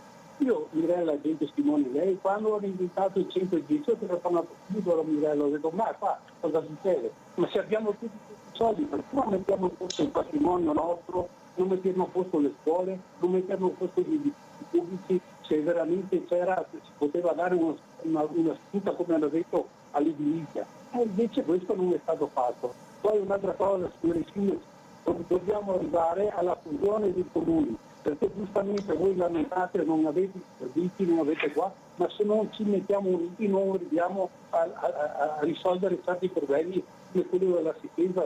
Poi a venerdì, se la vostra assistente sociale va via, fino a lunedì mattina non sa niente, andrà a rincasare qualche altro piccolo e questo causa. Poi un'altra cosa, poi si sono inventati un'altra cosa, perché quello che chiamano PNRR con tanti euro, con tanti G, non lo so come, a capire le risposte. Però i comuni piccoli, io dico subito che qua qui saranno penalizzati fortemente, perché i comuni grossi ce la faranno perché hanno le strutture, hanno qua, hanno là. E allora, signori sindaci, non per televisione, quando venite qua giustamente noi vi apprezziamo perché voi siete gli unici, mettete la faccia quando venite qua. Però quando andate nella situazione di comuni dovete battere, fare un punto di forza, sino per inventarvi qualcosa, farvi capire che voi siete la spina dorsale del paese. Ecco, volevo il vostro parere, buongiorno e grazie, buon lavoro a tutti. Grazie Gianfranco. Sindaco Scalzotto, prego. Allora, intanto volevo ricordare a chiusura dell'argomento precedente che comunque a metà novembre, il 16 novembre dell'anno scorso, un mese fa, sostanzialmente un mese e mezzo fa, è stato approvato il disegno di legge sicurezza che introduce dei reati di occupazione abusiva, favorendone quindi anche la liberazione da parte delle forze dell'ordine per le proprietà. Ecco, il governo si sta muovendo in questo senso, l'iter è incanalato, non dovrebbe mancare molto per la sua operatività. Per quanto riguarda il signor Gianfranco, purtroppo non ho capito bene la prima parte del suo intervento. Unione e fusione dei comuni, bisogna unirsi. Per quanto riguarda le fusioni e l'unione dei comuni, io ci andrei cauto. Da questo punto di vista non mi pare una soluzione ideale. Attenzione, i comuni non devono risparmiare soldi, non devono certamente sprecarli, devono impiegare correttamente, come una famiglia, come un buon padre di famiglia, i soldi per rispondere alle esigenze dei territori. Allora, io sono contrario a fusioni arbitrarie. È sbagliato dire ma comunetto piccolo diventa frazione di quello più grosso. No, è sbagliato, perché noi dobbiamo fare qualità della vita e pensiamoci a quanti comuni, per esempio dell'area montana o pedemontana, hanno dimensioni piccole. Noi dobbiamo permettere che la gente popoli la montagna, popoli la parte pedemontana, viva bene, abbia i servizi. Poi si deve invece, sono d'accordo che si deve agire in termini di efficientare. Allora, se io a Colonia Veneta ho un comune di 9.000 abitanti con una ragioneria importante e magari la funzione della ragioneria può essere svolta per altri comuni a me limitrofi più piccoli, sta bene che si favorisca questo sistema, ma non che io così faccia diventare Pressana frazione di Colonia Veneta piuttosto che Zimmella frazione di Colonia Veneta, capite? La fusione non dobbiamo ragionare solo in termini economici, perché allora cosa facciamo? Diamo le malte all'arena? No, i territori sono ampi, sono complessi, sono espressioni di architettura e di cultura, vanno mantenute le popolazioni, è bello che vivano anche in aree di pochi abitanti per delle comunità, aiutiamole a viverle e a vivere bene, questa è la missione del sindaco. Sentiamo anche cosa dice, devo correre purtroppo, Fantuzzi, prego. Ecco, io ho una visione invece un po' diversa, ma senza nulla togliere chiaramente all'analisi fatta dal collega. Secondo me le fusioni possono essere uno strumento invece importante, proprio perché purtroppo nella dinamica amministrativa anche la questione delle unioni dei comuni non è comunque semplicissima da gestire proprio in termini amministrativi. chiaro che ci sono tanti temi poi, no? Appunto la fusione arbitraria non è un bene. Spieghiamo anche a casa cosa è la diversità tra fusione e unione, perché sono due cose diverse. Esatto. Allora, la fusione cosa comporta? La fusione Sindaco? comporta sostanzialmente la creazione di un nuovo ente che sostituisce gli enti che si fondono, ma appunto enti non vuol dire comunque fondere le tradizioni, fondere le specificità dei territori, però a livello di amministrazione si crea un cappello unico globale. L'unione dei comuni, sostanzialmente ogni comune mette una sua quota parte a disposizione che concorre insieme alle quote degli altri comuni per fare un servizio insieme. Chiaro che questo comporta sostanzialmente una doppia amministrazione, perché tu fai l'amministrazione del tuo comune più un'amministrazione dell'unione dei comuni. Quindi, ripeto, a livello amministrativo la vedo un po' più elaborata, un po' più complessa, invece la fusione racchiude tutto. Anche perché si fa più squadre e si diventa più forte, perché ho più risorse da mettere anche nel mio territorio. Secondo me sì, noi appunto andando incontro a una questione di anche di dover migliorare i servizi ai cittadini. Un sindaco mi diceva, sindaco, al posto di un vigile ne ho 3, capisci bene che per me diventa importante, ha fatto questo esempio. No, certo, sicuramente riuscire a razionalizzare meglio le risorse anche in termini di personale è importante. La questione, secondo me, che va pesata è il fatto che il piccolo comune, sì, è vero la specificità, è vero creare benessere, ma alla fine guardiamo concretamente i comuni, le entrate dei comuni arrivano dalle tasse. Se io ho pochi cittadini, io ho poche aziende, ho poche imprese, comunque sì, ho poche entrate. Se ho poche entrate ho poca possibilità di offrire servizi e quindi di conseguenza i cittadini cercano di andare nei posti e nelle situazioni dove possono avere servizi a disposizione. Quindi è chiaramente una situazione che non possiamo prendere così e liquidare in due minuti.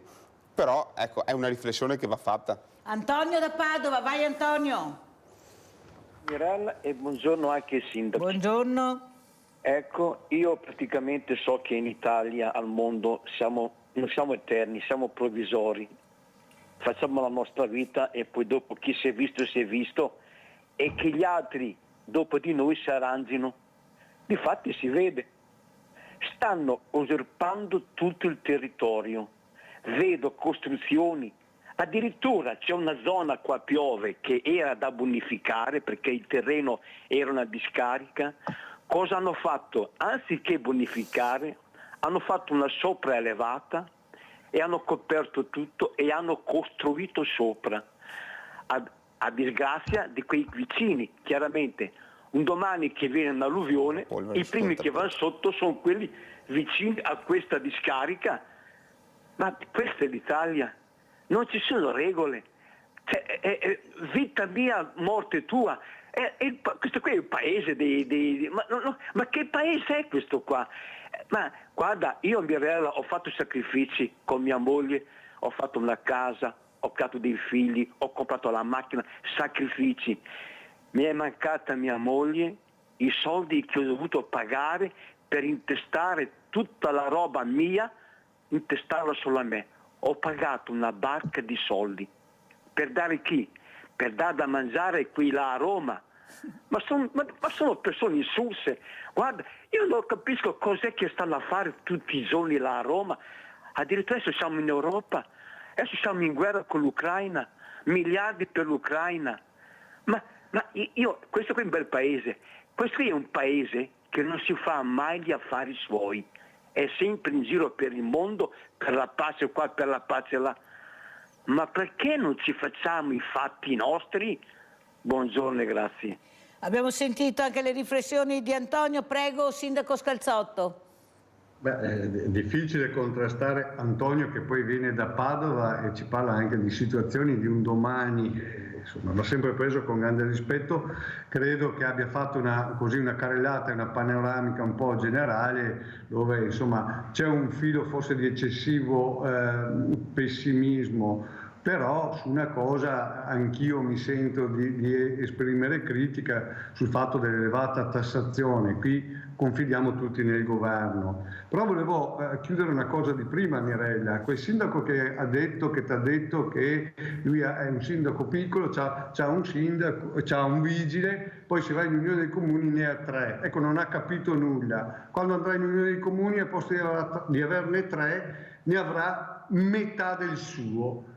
Perché non è che usa quelli degli altri, c'è una struttura, si perde, guarda, efficacia è una cosa, efficienza è un'altra, possiamo discutere, ma le unioni dei comuni difficilmente hanno portato grandi miglioramenti, tant'è che statisticamente stanno saltando un po' dappertutto. Le fusioni hanno sicuramente un senso pratico, ma non sono una ricetta valida. Non puoi dire un comune sotto i 2000 abitanti non ha senso di esistere. E come no? Ci deve essere una soluzione da parte nostra, di amministratori e della politica, che individua invece una facilità di utilizzare al meglio il personale. Qua non lo dite mai, ma Cologna Veneta, 9.000 abitanti, ho 33 dipendenti. È un'azienda da 16 milioni di euro. Perché Cologna Campana a parità di abitanti ha 100 dipendenti? E questo è uno squilibrio da modificare, vero? Esatto. Sì, ho capito, però vede, noi dobbiamo ascoltare tutti quanti e veramente ci sono tanti sindaci, ad esempio anche con la questione IRPEF, che hanno deciso di aumentarla. Ad esempio sindaco di Motta, che avrò ospite, penso, mi sembra domani o la prossima settimana, perché sennò non ce l'avrebbe fatta. Cioè il problema grande è che questi cittadini, che siete voi primi cittadini, borgomastri, mi piace tanto sta parola che ha usato il sindaco Scalzotto, perché in effetti è vero, cioè sono quelli che dovete dare risposte immediate alle persone che arrivano. Allora questi sindaci, se hanno deciso anche di fare l'unione, la fusione, l'hanno ponderata bene, è perché non ce la fanno più, non sanno più a che santi aggrapparsi, cercano in tante maniere di riuscire a dare risposte. Come ha detto lei, divento creativo, provo a fare la fusione, provo a fare l'unione, provo a dare delle risposte, prego, sì, che poi giustamente tra efficienza e efficacia ce ne passa. Esatto. Prego. Sì, soprattutto appunto per non andare a gravare sempre sull'utente finale, cioè sulla famiglia, sulle persone, sulla busta paga di chi prende 1.200 euro, su chi appunto ha una pensione che magari non arriva neanche a 1.000 euro. Quindi bisogna lavorare in questo senso, preservare comunque quello che è anche una giusta tassazione nei confronti dei cittadini. Quindi chiaro, ti trovi di fronte a dover fare delle scelte, a dover optare per delle strategie che magari non sono le migliori, no, che vorresti portare avanti, però sono quelle necessarie. Purtroppo anche noi comuni non abbiamo passato indenni questa ondata di aumento, no, dei costi energetici. Noi abbiamo avuto triplicate la voce bilancio che riguarda le spese energetiche e quindi di conseguenza due sono le scelte: o fai dei tagli o aumenti la tassazione, perché purtroppo la coperta quella è: se fai dei tagli ai servizi, se aumenti la tassazione comunque penalizzi le famiglie. Quindi ecco, la situazione degli amministratori locali non è mai semplice quando deve affrontare queste situazioni e prendere delle decisioni. Sono d'accordo comunque, ecco, sì, sulla questione delle unioni dei comuni, che sono più un problema che un'opportunità, soprattutto anche proprio in termini di efficacia e di efficienza. E la questione anche ultima che è emersa, che poi è il tema, no, anche su cui ruotano le visioni diverse per quanto riguarda la questione dell'autonomia, perché poi quando tu parli di autonomia e parli di quell'impianto che ti porterà ad avere un'autonomia gestionale delle varie materie, no, chiaramente per avere il dato medio su cui basare i costi delle varie materie che tu ti porti a casa da gestire, c'è, come si dice, la spesa, non la spesa storica, ma la spesa ponderata. Sì, aiuto. Il costo standard. Il costo standard, ecco, non mi veniva il termine, grazie. E chiaramente questo poi fa emergere quello che diceva il collega, cioè, che dipendenti, un comune nel Veneto che ha avuto una gestione parsimoniosa, ha un rapporto dipendenti-abitanti di, potremmo dire cosa, 4.000?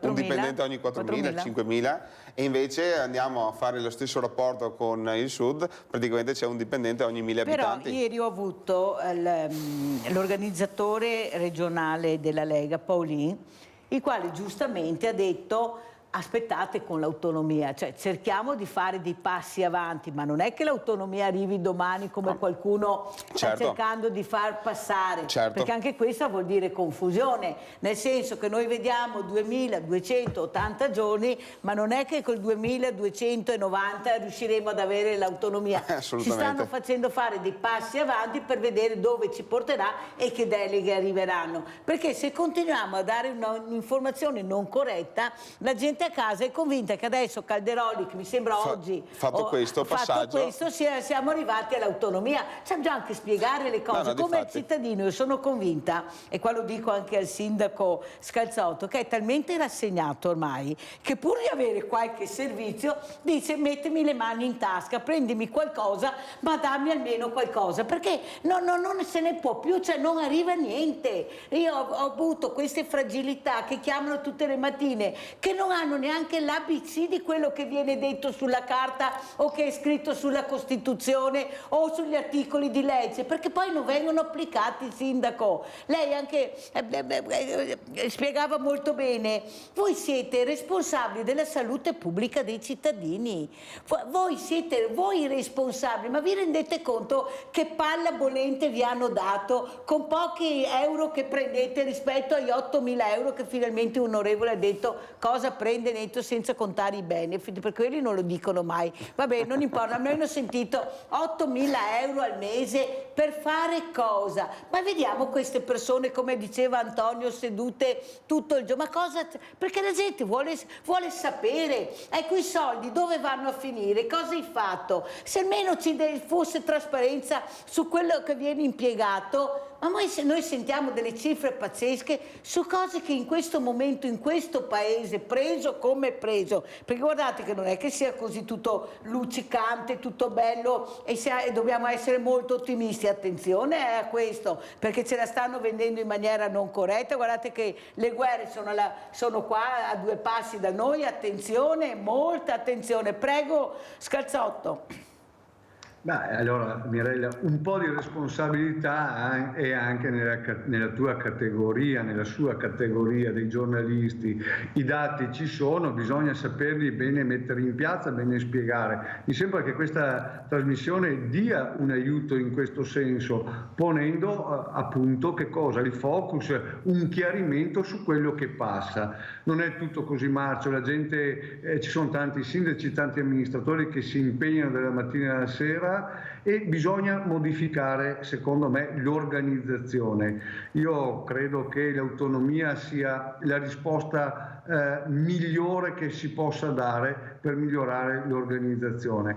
Guardiamo gli stati più importanti, gli stati dove si vive meglio, e sono quelli che sono federali, no? Portiamo l'autonomia, naturalmente sappiamo che non è domani mattina, però per chi ci crede e l'aveva compresa già in giovane età, insomma, non ha senso mollare adesso. Anzi, bisogna rafforzare quella che è la volontà di questo miglioramento. E sta parlando Nicola Fantuzzi adesso. Prima ha parlato il dottor Scalzotto, che è della Lega, giustamente, però mi sembra che anche Fratelli d'Italia stiano cercando di prendere un percorso per quanto riguarda l'autonomia, anche se in maniera diversa, dobbiamo anche dirlo, perché non è proprio così come ha detto che voi la vorreste, come la vuole ad esempio Scalzotto. No, allora la questione... Io la voglio tutta, Nicola. La voglio tutta io. No, beh, ma allora di più. Io ho detto giusto? Da amministratore del Veneto sono pienamente d'accordo. No, la questione è sempre stata chiara sul tavolo, anche quando è stato il momento di fare il programma elettorale insieme. Fratelli d'Italia si è messo a fianco alla Lega ha sposato questo progetto di autonomia, tanto è vero che comunque se si è riusciti finalmente a portarla in Parlamento è perché c'è stato questo lavoro insieme, altrimenti se qualcuno avesse frenato non si sarebbe arrivati. Oddio, qualcuno ha frenato perché sono passati 2280 giorni, sindaco che c'è stato che frenare, però diciamo voglia. Che a praticamente 1 anno e 2 mesi dall'insediamento del governo, del nuovo governo, si è arrivati a portare il tema dentro in Parlamento. Prima appunto sono passati 5 anni e sì, ma facciamo, ma sì, no, ma forse aspetta che pensiamo un attimo. Adesso è il Parlamento che dovrà decidere. Adesso è il Parlamento e adesso lì vengono fuori poi tutti i nodi, chiaramente, esatto. perché chi anche del Veneto, di partiti diversi, ha detto sì, no, ma effettivamente è giusto, l'autonomia è giusta, e adesso deve votare. E vediamo cosa vota. E allora lì poi verranno fuori chi più ne ha più ne metta, pensieri diversi, salvaguardare chissà cosa, ma come ho detto prima, appunto questo è il primo passo di un percorso che è ancora lungo.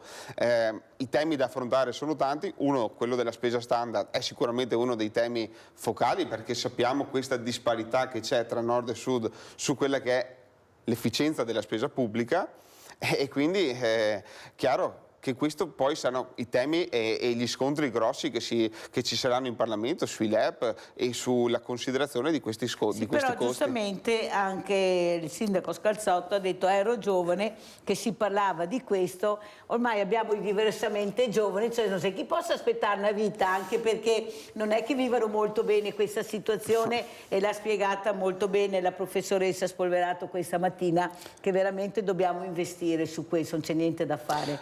Dobbiamo avere una cultura di investimento che deve guardare la realtà sociale che abbiamo nel nostro territorio, un paese che sta diventando ormai diversamente giovane, che giovani pochi, denatalità molta, perciò io penso che anche voi dovete veramente fare battere i pugni nel vero senso della parola, non essere tiepi su quelle che sono le esigenze dei nostri territori, perché non ne possiamo veramente più. Prego. Noi abbiamo fatto 2 scommesse nel mio comune.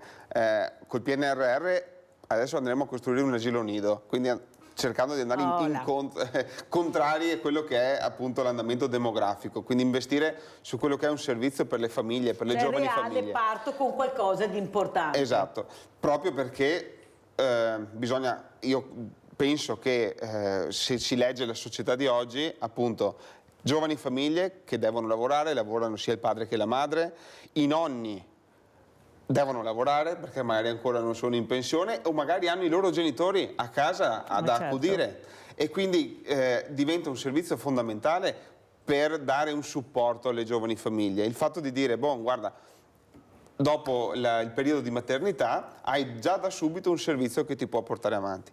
Il secondo aspetto è l'assistenza agli anziani, l'assistenza alle famiglie che hanno l'anziano a casa. Che vuol dire fragilità. Perché, Livio da Padova, vai Livio! Mirella, ciao. Sono contento che ci siano 2 sindaci perché volevo rivolgere loro una domanda. Prima si parlava di abbandono addirittura di sacchi di rifiuti e i colpevoli sono stati anche immortalati dalle telecamere. Ma non trovate voi sindaci che l'abbandono di rifiuti sia a volte punito con pene troppo leggere? Quali 100-200 euro di multa, 1000 euro di multa? E allora questo sarebbe un diversivo e molto utile, non solo in questo caso, ma anche la gente i ragazzi che imbrattano muri, monumenti storici, eccetera. Mi viene in mente quei ragazzi che hanno deturpato quel bagno pubblico vicino alla stazione, non so in che località, non mi ricordo adesso. Sono stati chiamati dal sindaco e dopo si sono presentati i genitori, non di tutti, di qualcuno, ma quale chiamarli? E non era compito del sindaco, ci sono delle regole troppo labili per questi delinquenti, li chiamo io, che imbrattano, e perciò ci vorrebbero misure più severe, molte più severe, sia nel caso di abbandono rifiuti, sia nel caso di deturpazione con scritte di monumenti eccetera, e voi come la pensate? Io penso che anche voi sia, diciamo, potete mettere multe molto più severe, condizioni, sanzioni molto più severe, perché sono troppo labili e questi continuano nel loro intento. Vi saluto, grazie. Grazie Livio, allora sentiamo come risponde il sindaco Scalzotto. Prego sindaco. No, sono totalmente d'accordo, è una cosa che non riesco neanche a concepire io, la gente che butta per terra. Io ripeto, sono per quel motto, no, di Kennedy, che cosa puoi fare tu per la nazione, non chiederti che cosa può fare l'America per te, ma che cosa puoi fare tu per la nazione. La piccola goccia scava la roccia. Se tutti noi ci comportiamo in maniera corretta, abbiamo un ambiente, abbiamo delle cittadine che sono bellissime e valorizzate. Quindi totalmente d'accordo con Emilio, do un'indicazione che è positiva. Allora, a metà ottobre è entrato in vigore un decreto legge, il 105 del 2023, è entrato in vigore un decreto legge che è quello giustizia, diciamo, decreto legge giustizia, che prevede un inasprimento delle pene, anche considerando l'elemento di reato ambientali. Ora dobbiamo aspettare che l'iter sia concluso, di capire bene, ma c'è l'intenzione da parte del governo di permetterci di essere più severi con chi abbandona i rifiuti per le strade o nei luoghi pubblici. Quindi andiamo verso un'indicazione da parte del governo in questo senso, che è quello che chiedeva il signor Emilio e sulla quale io sono totalmente d'accordo, e sto facendo delle battaglie, guardi, non ne avete neanche idea. Ma è giusto anche però far sapere che state facendo le battaglie, sindaco Scalzotto, è quello che vuole sentire il cittadino. Prego. Con il paradosso che poi nell'epoca dei social media è facile passare, vedere un abbandono, fare la foto, pubblicarlo su 6D e sembra quasi sia stato il sindaco, no? Invece in realtà speriamo adesso che queste norme più severe ci permettano anche di dare qualche sculacciata a qualche maleducato. Ecco, così abbiamo risposto anche al nostro Livio da Padova. Allora, ringraziamo il dottor Manuel Scalzotto, sindaco di Colonia Veneta, secondo mandato Lega. Grazie veramente sindaco Scalzotto di essere stato con noi. Allora, sindaco Fantuzzi, vedi che ha un nastrino là, perché è venuto col nastrino questa mattina? Bah, allora, perché purtroppo lo vediamo tutti i giorni. Come ho detto sempre, lo dico alla mia giunta, ai miei consiglieri, non è solo il 25 novembre il giorno in cui dobbiamo ricordarci della lotta alla violenza contro le donne, ma è ogni giorno, è una battaglia, è un cambio culturale che dobbiamo portare avanti ogni giorno. Ma non le sembra, sindaco, che ci sia questo ricordo alla memoria del 25 novembre in questo caso, che non ci sia una memoria corta? Nel senso che ormai mi sembra di assistere a dei numeri, siamo i primi di gennaio e siamo già a 5 femminicidi ed è come che non fosse successo niente. Se la sorella di Giulia Elena non avesse sollevato, ecco, con questa parola patriarcato, con questa voglia di dire bisogna fare qualcosa culturalmente, dobbiamo tirarci fuori da questo pantano che sono i femminicidi, cioè noi non saremmo assistito a questo. La popolazione che ha risposto, avete visto come hanno risposto, però dopo finisce là, adesso cosa facciamo? Sicuramente noi, appunto, soprattutto in Veneto, siamo stati coinvolti molto direttamente dalla vicenda di Giulia prima, di Vanessa poi, e quindi probabilmente adesso, appunto, siamo in un periodo anche di sensibilità molto accentuata e dobbiamo spingere su questo, proprio per attuare questo cambio di mentalità. Purtroppo è un processo come tutti i processi di questo genere di cambio, come anche la questione che si parlava prima, la parità di genere e tutto quanto, sono processi davvero che richiedono tempo, però richiedono anche il fatto che si ricordi ogni giorno. Signori, non dobbiamo dimenticarci che questo simbolo deve essere portato avanti nella quotidianità del modo di comportarsi di ogni giorno, delle parole che si usano, delle battute anche che si fanno magari in maniera superficiale. Grazie a Nicola Fantuzzi, sindaco di San Polo di Piave, primo mandato Fratelli d'Italia, grazie, ancora grazie al dottor Manuel Scalzotto, sindaco di Colonia Veneta Verona, grazie, pubblicità.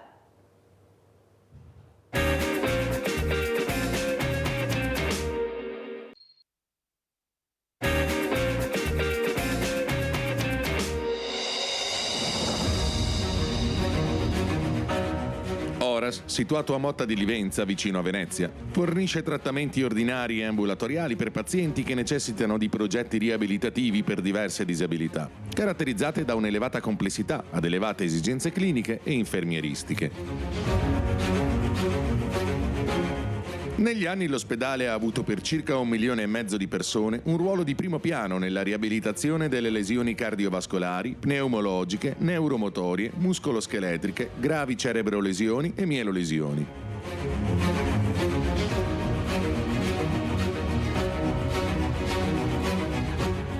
Oras è un esempio virtuoso nel settore sanitario e un punto di riferimento strategico per utenti regionali e nazionali.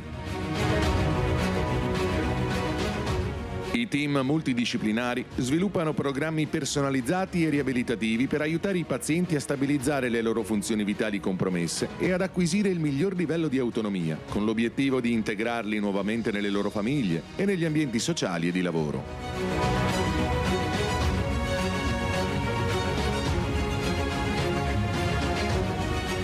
Gli ambienti di Oras sono specificatamente progettati per una riabilitazione di eccellenza.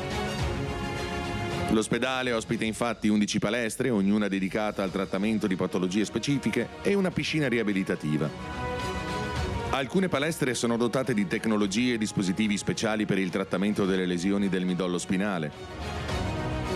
La palestra di terapia occupazionale aiuta i pazienti a riacquistare la loro autonomia per tornare alla loro vita quotidiana.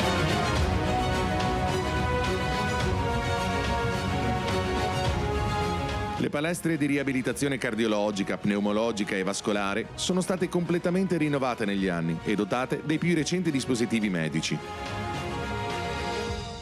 Innovazione, ricerca e rete internazionale. Questa è la strategia per conseguire l'eccellenza nella riabilitazione di alta specializzazione.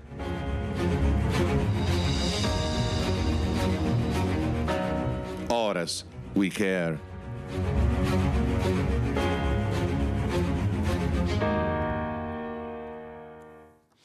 Quelli che rimettono insieme le nostre vite. Nel 2024 l'Oras di Motta di Livenza festeggerà 20 anni, 150 posti letto riabilitativi, 300 dipendenti e 150 professionisti che operano in ambito ambulatoriale a supporto della sanità pubblica. Una notizia bellissima. Questa mattina abbiamo il professor Paolo Pauletto, presidente ospedale riabilitativo alta specializzazione di Motta di Livenza. Grazie professor Pauletto di essere ritornato. Abbiamo sentito dei numeri che ci fanno ben sperare dopo tanti numeri pessimisti che abbiamo sentito, veramente grazie. E saluto anche Umberto Sarcinelli, scrittore e giornalista collegato con noi. Grazie anche a Umberto Sarcinelli. Allora professor Pauletto, abbiamo dato questi numeri, abbiamo sentito, abbiamo visto queste immagini importanti per avere fiducia anche in certe malattie che poi comportano una riabilitazione anche molto impegnativa, però ci siamo, questa è la verità. Prego professor Pauletto. Sì, come è stato detto anche nell'introduzione che avete fatto, il nostro ospedale è un ospedale di alta specializzazione ed è una realtà unica in regione e anche in Italia, perché in Italia ci sono soltanto altri 3 ospedali che hanno un panorama riabilitativo paragonabile al nostro, e perché noi, come avete visto nelle immagini introduttive, riabilitiamo pazienti con gravi cerebrolesioni acquisite o mielolesi, pazienti con lesione del midollo spinale che impedisce per esempio la deambulazione, o anche nel caso di pazienti tetraplegici il movimento delle mani, delle braccia oltre che delle gambe. E poi anche però noi gestiamo pazienti che abbiano subito interventi di cardiochirurgia a cuore aperto, pazienti trapiantati di cuore, pazienti trapiantati di polmoni, abbiamo trapiantato più di 200 pazienti con un grave deficit respiratorio post-Covid. Quindi abbiamo 3 pilastri di attività che sono la riabilitazione neurologica, la riabilitazione cardiologica e quella pneumologica. Professor Pauletto, però questi numeri ci fanno ben sperare, anche perché prima all'inizio della trasmissione abbiamo avuto la professoressa Gaia Spolverato, oncologa e chirurga delegata e poi anche alle politiche delle pari opportunità all'Università degli Studi di Padova, che ha spiegato molto bene i passi da giganti che si sono fatti grazie agli investimenti, alla ricerca, alla scienza, ma anche alla tecnologia. Lei ha evidenziato molto la parola tecnologia, è quella che noi abbiamo visto anche in questo importante centro di riabilitazione, professore, perciò vuol dire investimenti, prego.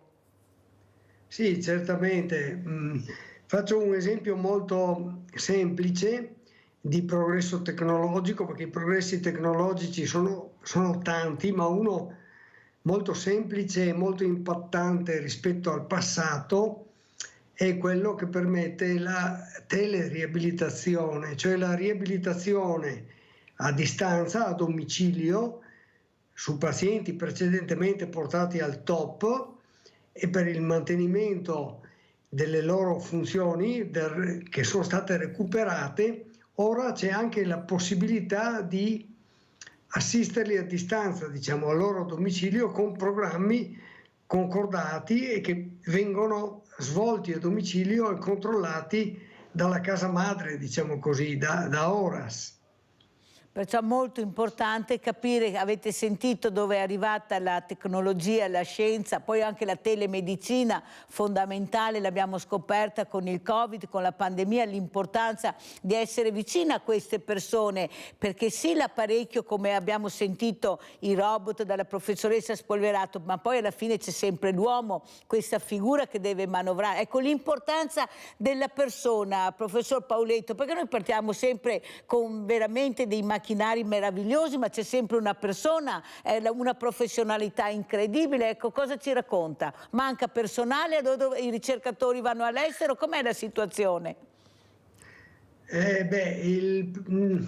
La situazione è complessa. Partiamo però dalla persona e, come dice lei giustamente, per quanto noi possiamo robotizzarci, la persona resta sempre ineludibile come figura di contatto per il paziente, e quindi ci deve essere un dialogo approfondito e continuo fra il paziente e chi lo ha in carico, e questo è ineludibile e nessuna tecnologia può fare a meno di questo.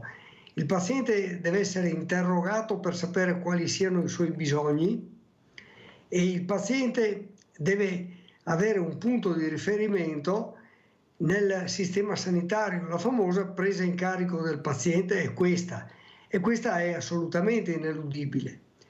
Poi le tecnologie possono inserirsi su questo rapporto che, ripeto, è ineludibile, per migliorare la prestazione, le cure.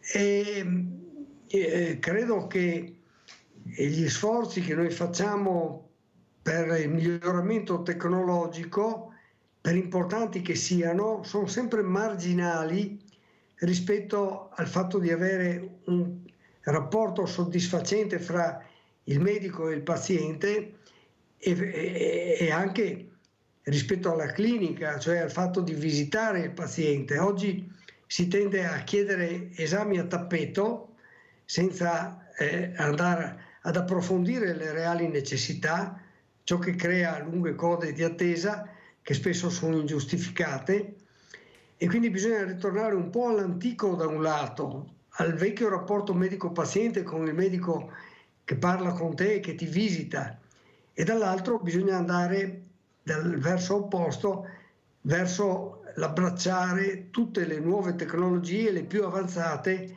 per appropriarsene e migliorare la cura del paziente. Quindi è una duplice relazione. Io ho avuto il professor Gerosa ospite, il professor Pauletto, sì, con il cuore artificiale. Pensate che passi avanti giganteschi abbiamo fatto, che ha cercato di spiegare l'importanza, però c'è sempre il professor Gerosa, dopo c'è la figura umana che gestisce tutto questo, ecco, questa meraviglia che ha fatto la ricerca, la tecnologia e veramente l'investimento, sempre la persona umana. Allora, Umberto Sarcinelli, scrittore e giornalista, ecco, la figura della persona, l'umanità, scienza, ricerca, tecnologia, ma ci deve essere sempre l'umanità, la sensibilità. Prego Sarcinelli.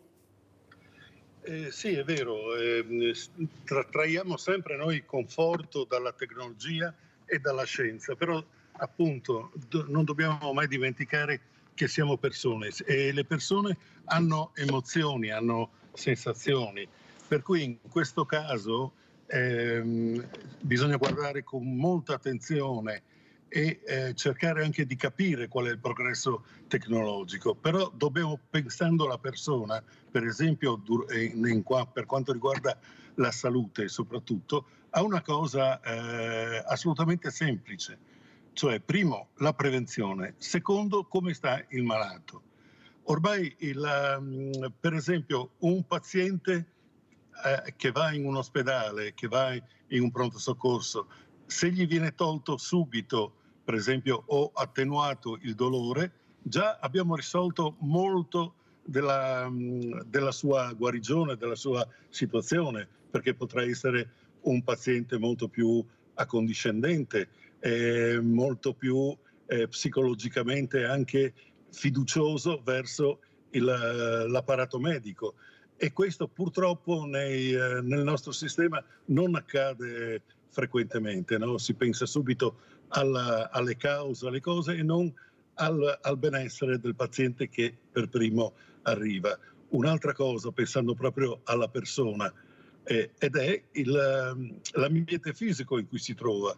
Uno sta già male, soffre, se poi, come succede purtroppo nel nostro paese, in molte zone, pronto soccorso, ospedale, mal sistemati, affollamento, non un accoglimento gentile, allora in questo caso capite che il malato diventa ancora più, se possiamo dire, malato. Ecco.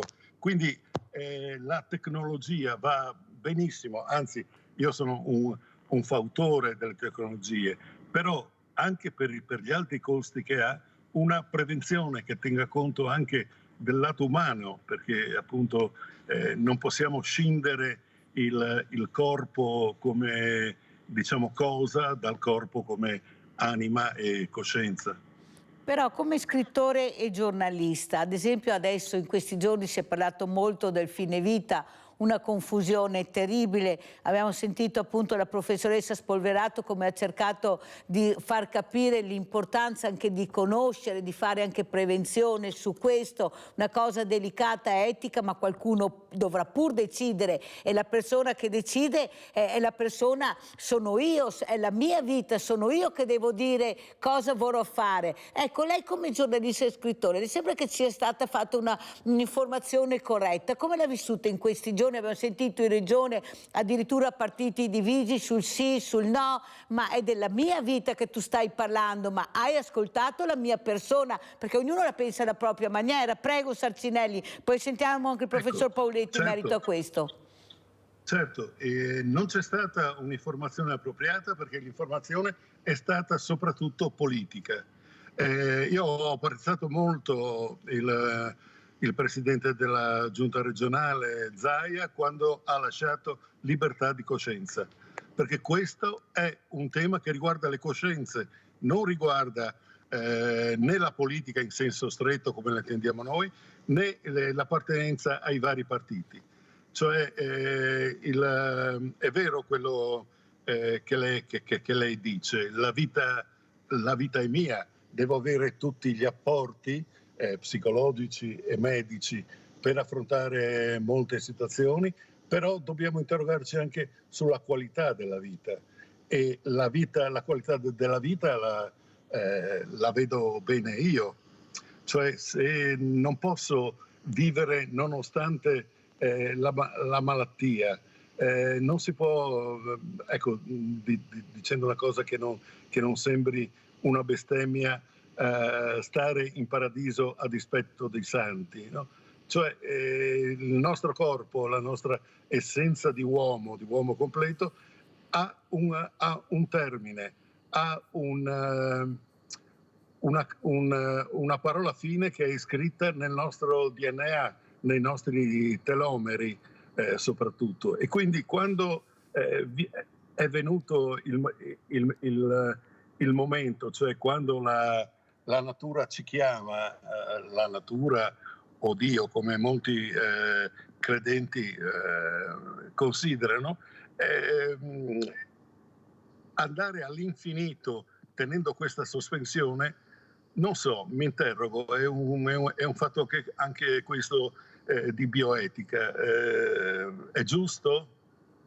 Sentiamo cosa dice anche il professor Pauletto. Professor Pauletto, lei che tutti i giorni si confronta con queste persone che qualcuno prima di arrivare all'Horace di Motta pensava la mia vita è finita, invece grande alla riabilitazione, voi li fate ritornare alla vita, alla voglia di vivere, perché dobbiamo dire anche questo, dobbiamo dire che una persona è supportata, come diceva Sarcinelli, psicologicamente, tecnologicamente è fondamentale. Ho avuto degli atleti paraplegici che hanno detto pensavo che la mia vita fosse finita, invece sono diventati campioni nello sport, hanno scoperto, e grazie alla riabilitazione, l'hanno detto qui da me. Prego professor Pauletto, come sta sentendo e ascoltando questi giorni in fine vita, lei poi che di fine vita invece sta cercando di migliorare la qualità della vita, prego.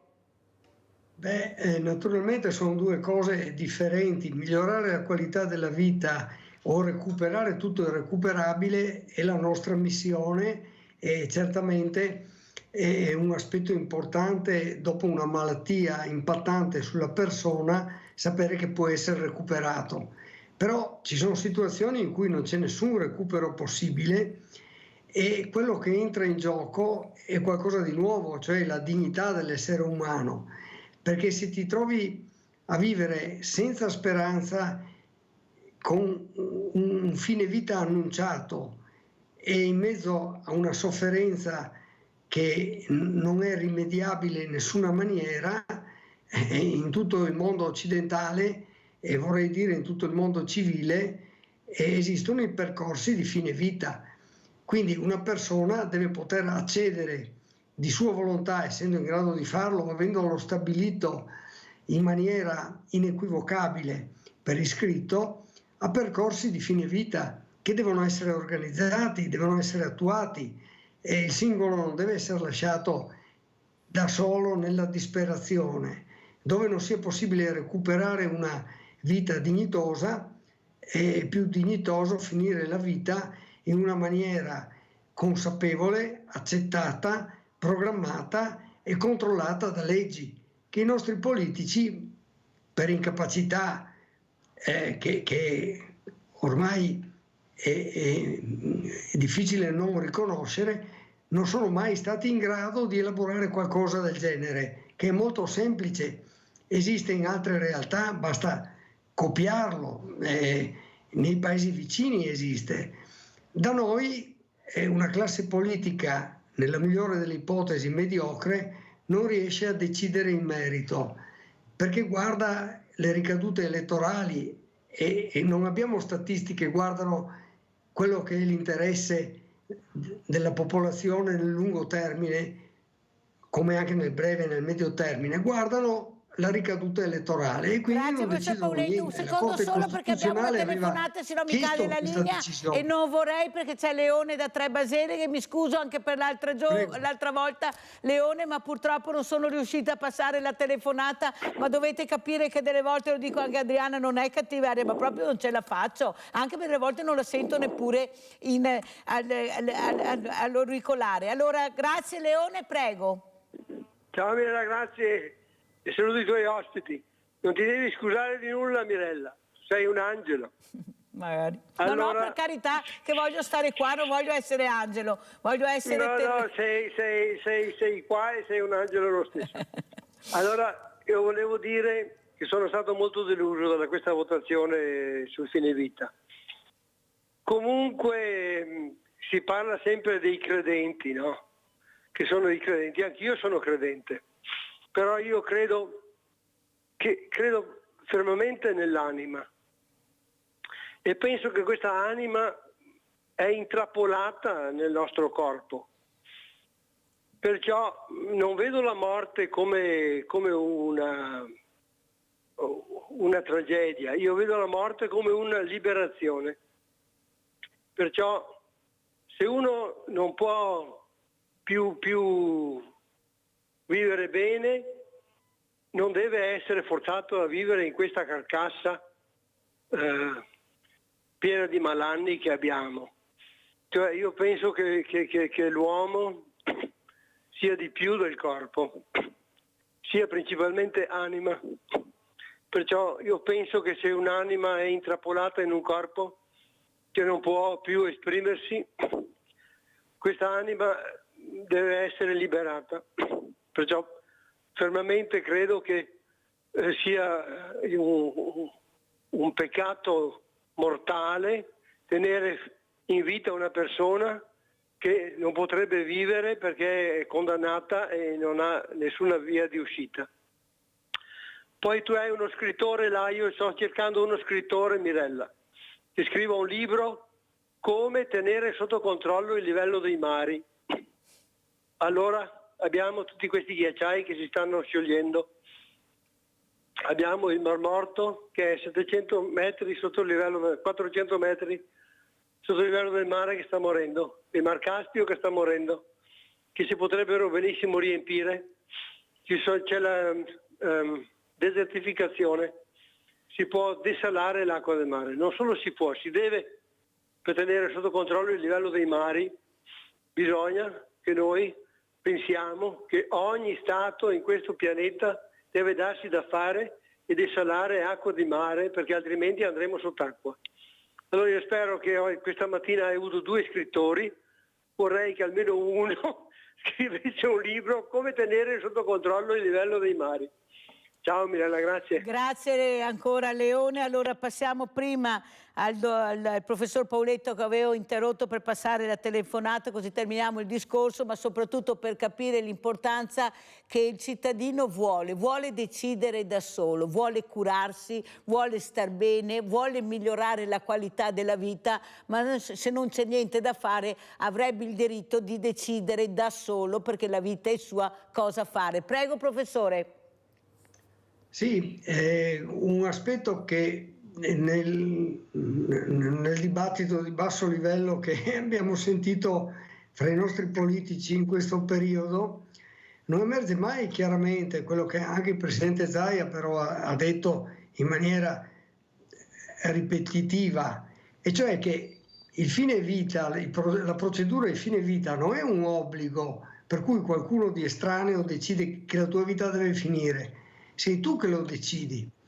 Quindi non va a ledere, per esempio, il pensiero religioso di alcune confessioni, come quella cattolica, che non accettano questo concetto di termine della vita proposto e attuato dal singolo individuo. Nessuna persona che per motivi religiosi è contraria al fine vita sarà obbligata a farlo. Questa è una cosa molto semplice e molto elementare, però tante volte nella discussione questo aspetto è stato travalicato e non si è messo a fuoco che si tratta di permettere a chi lo vuole, che sia nelle condizioni naturalmente di accedere a questo percorso, di attuarlo. Sembra quasi che sia un obbligo che viene imposto a tutti. Professor Pauletto, mi scusi se la interrompo, ma apro una parentesi, perché ieri qualcuno mi ha detto: ma perché tutto questo cancan? C'è già il fine vita, se vuoi fai la sedazione profonda e dici basta la vita. Ma è proprio così, professore, perché non riusciamo più a capire niente? Allora, vede, in questo paese di santi, navigatori ed eroi si parla sempre sulla carta e mai quello che succede nella realtà. Nella realtà, da decenni, chiunque lavori in un ospedale ha praticato il fine vita. Perché? Perché è lecito, se un paziente ha sofferenze strazianti e non ha un avvenire davanti, che tu aumenti la dose di morfina in modo da non farlo soffrire. E qual è il limite della dose? È quando non soffre più. E spesso questo coincide con l'arresto cardiorespiratorio. Quindi di fatto questo è stato fatto milioni di volte negli ultimi 30 anni. E questo però è un modo surrettizio di proporre il fine vita, è un modo ambiguo, è un modo che non è codificato e quindi non è accettabile, viene fatto dal medico perché col consenso del paziente l'obiettivo primario diventa la non sofferenza, il non soffrire, e questo a volte porta a un trascinamento anche a conseguenze fatali. Ma non è così che si può gestire il fine vita. Sentiamo il professore, sentiamo Sarcinelli cosa dice anche per rispondere a Leone da Trebaselle. Prego Sarcinelli. Sì, una cosa velocissima, essendo anche d'accordo su quello che dice il professore. Allora, ci sono delle culture nel mondo che questa cosa l'hanno risolta da secoli. Per esempio presso gli Inuit, i popoli dell'Artico, dell'Artico, quando un anziano per esempio diventa senza denti, quindi non poteva più essere utile per la sua famiglia, per esempio nel masticare le pelli e renderle più morbide, faceva una cosa semplicissima: se ne andava, salutava tutti, se ne andava nella banchisa, si sedeva e aspettava di addormentarsi per sempre. Per dire che è una cosa che si fa da secoli, questo, da millenni oserei dire, con naturalità anche all'uomo. L'uomo è un essere scienziente, capisce benissimo anche gli anziani e appunto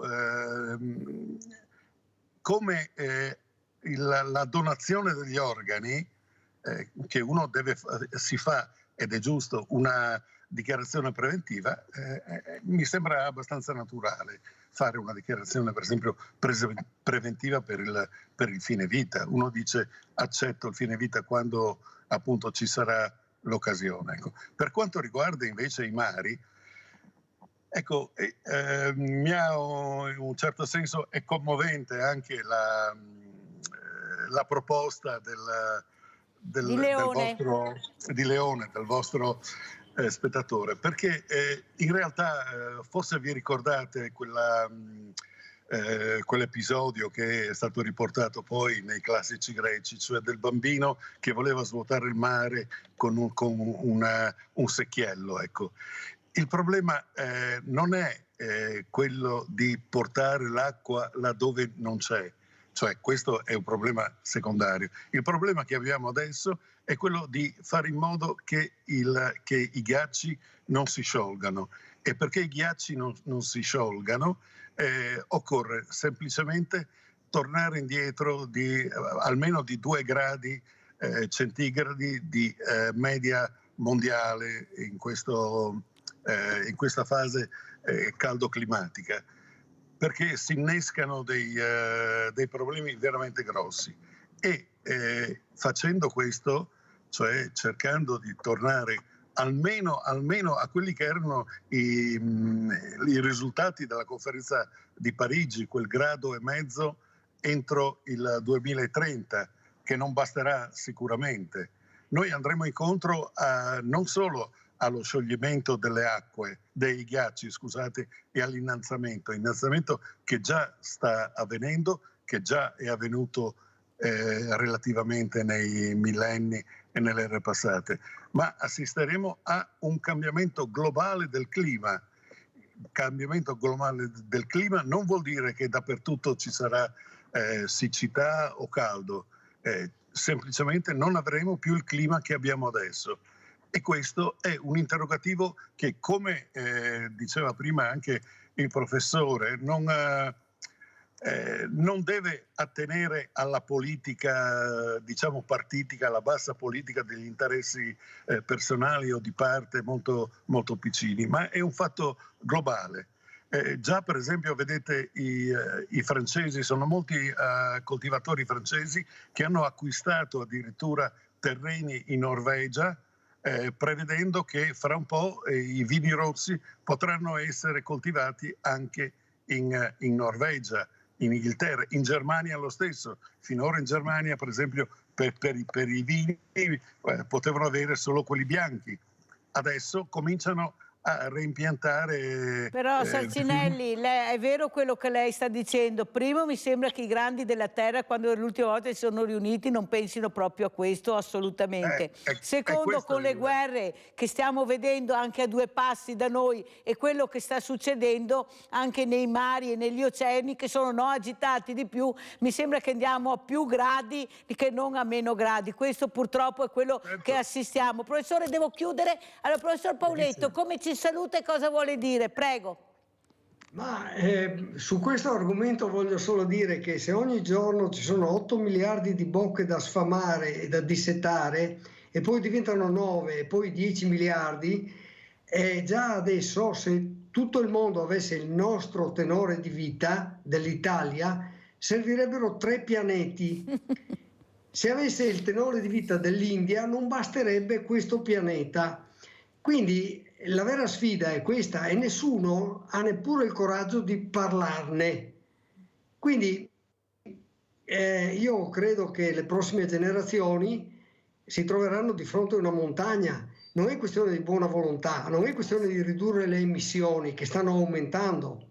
Basta, io sono stato in India un mese e mezzo fa, c'è una nebbia perenne dappertutto che non è nebbia, è inquinamento. Allora non è possibile che 8 miliardi di persone vivano con un tenore di vita inferiore a quello degli indiani di oggi. E quindi la vera sfida sarà quello di ridurre la popolazione dove sta crescendo e magari farla aumentare dove è crollata come da noi. Ma nessuno neanche ci può proporre questa discussione, perché non ci sono i presupposti per portarla avanti e quindi continuiamo a parlare di cose molto marginali, per esempio le auto elettriche, non risolveranno niente. La soluzione purtroppo che si porrà è quella che diceva Karl Popper negli anni 50. Se non si conterrà l'aumento della popolazione, la popolazione diminuirà o per una nuova peste che può insorgere per una mutazione di un qualche batterio o virus, oppure perché ci sono le bombe atomiche.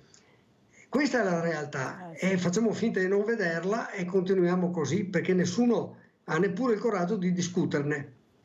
Professor Pauletto, l'ultima cosa, poi la lascio. Se adesso avessi di fronte la Premier Giorgia Meloni, cos'è che chiederebbe? Lei che sta cercando di dare speranza alla vita, a queste vite anche molto giovani a volte che si sentono perdute.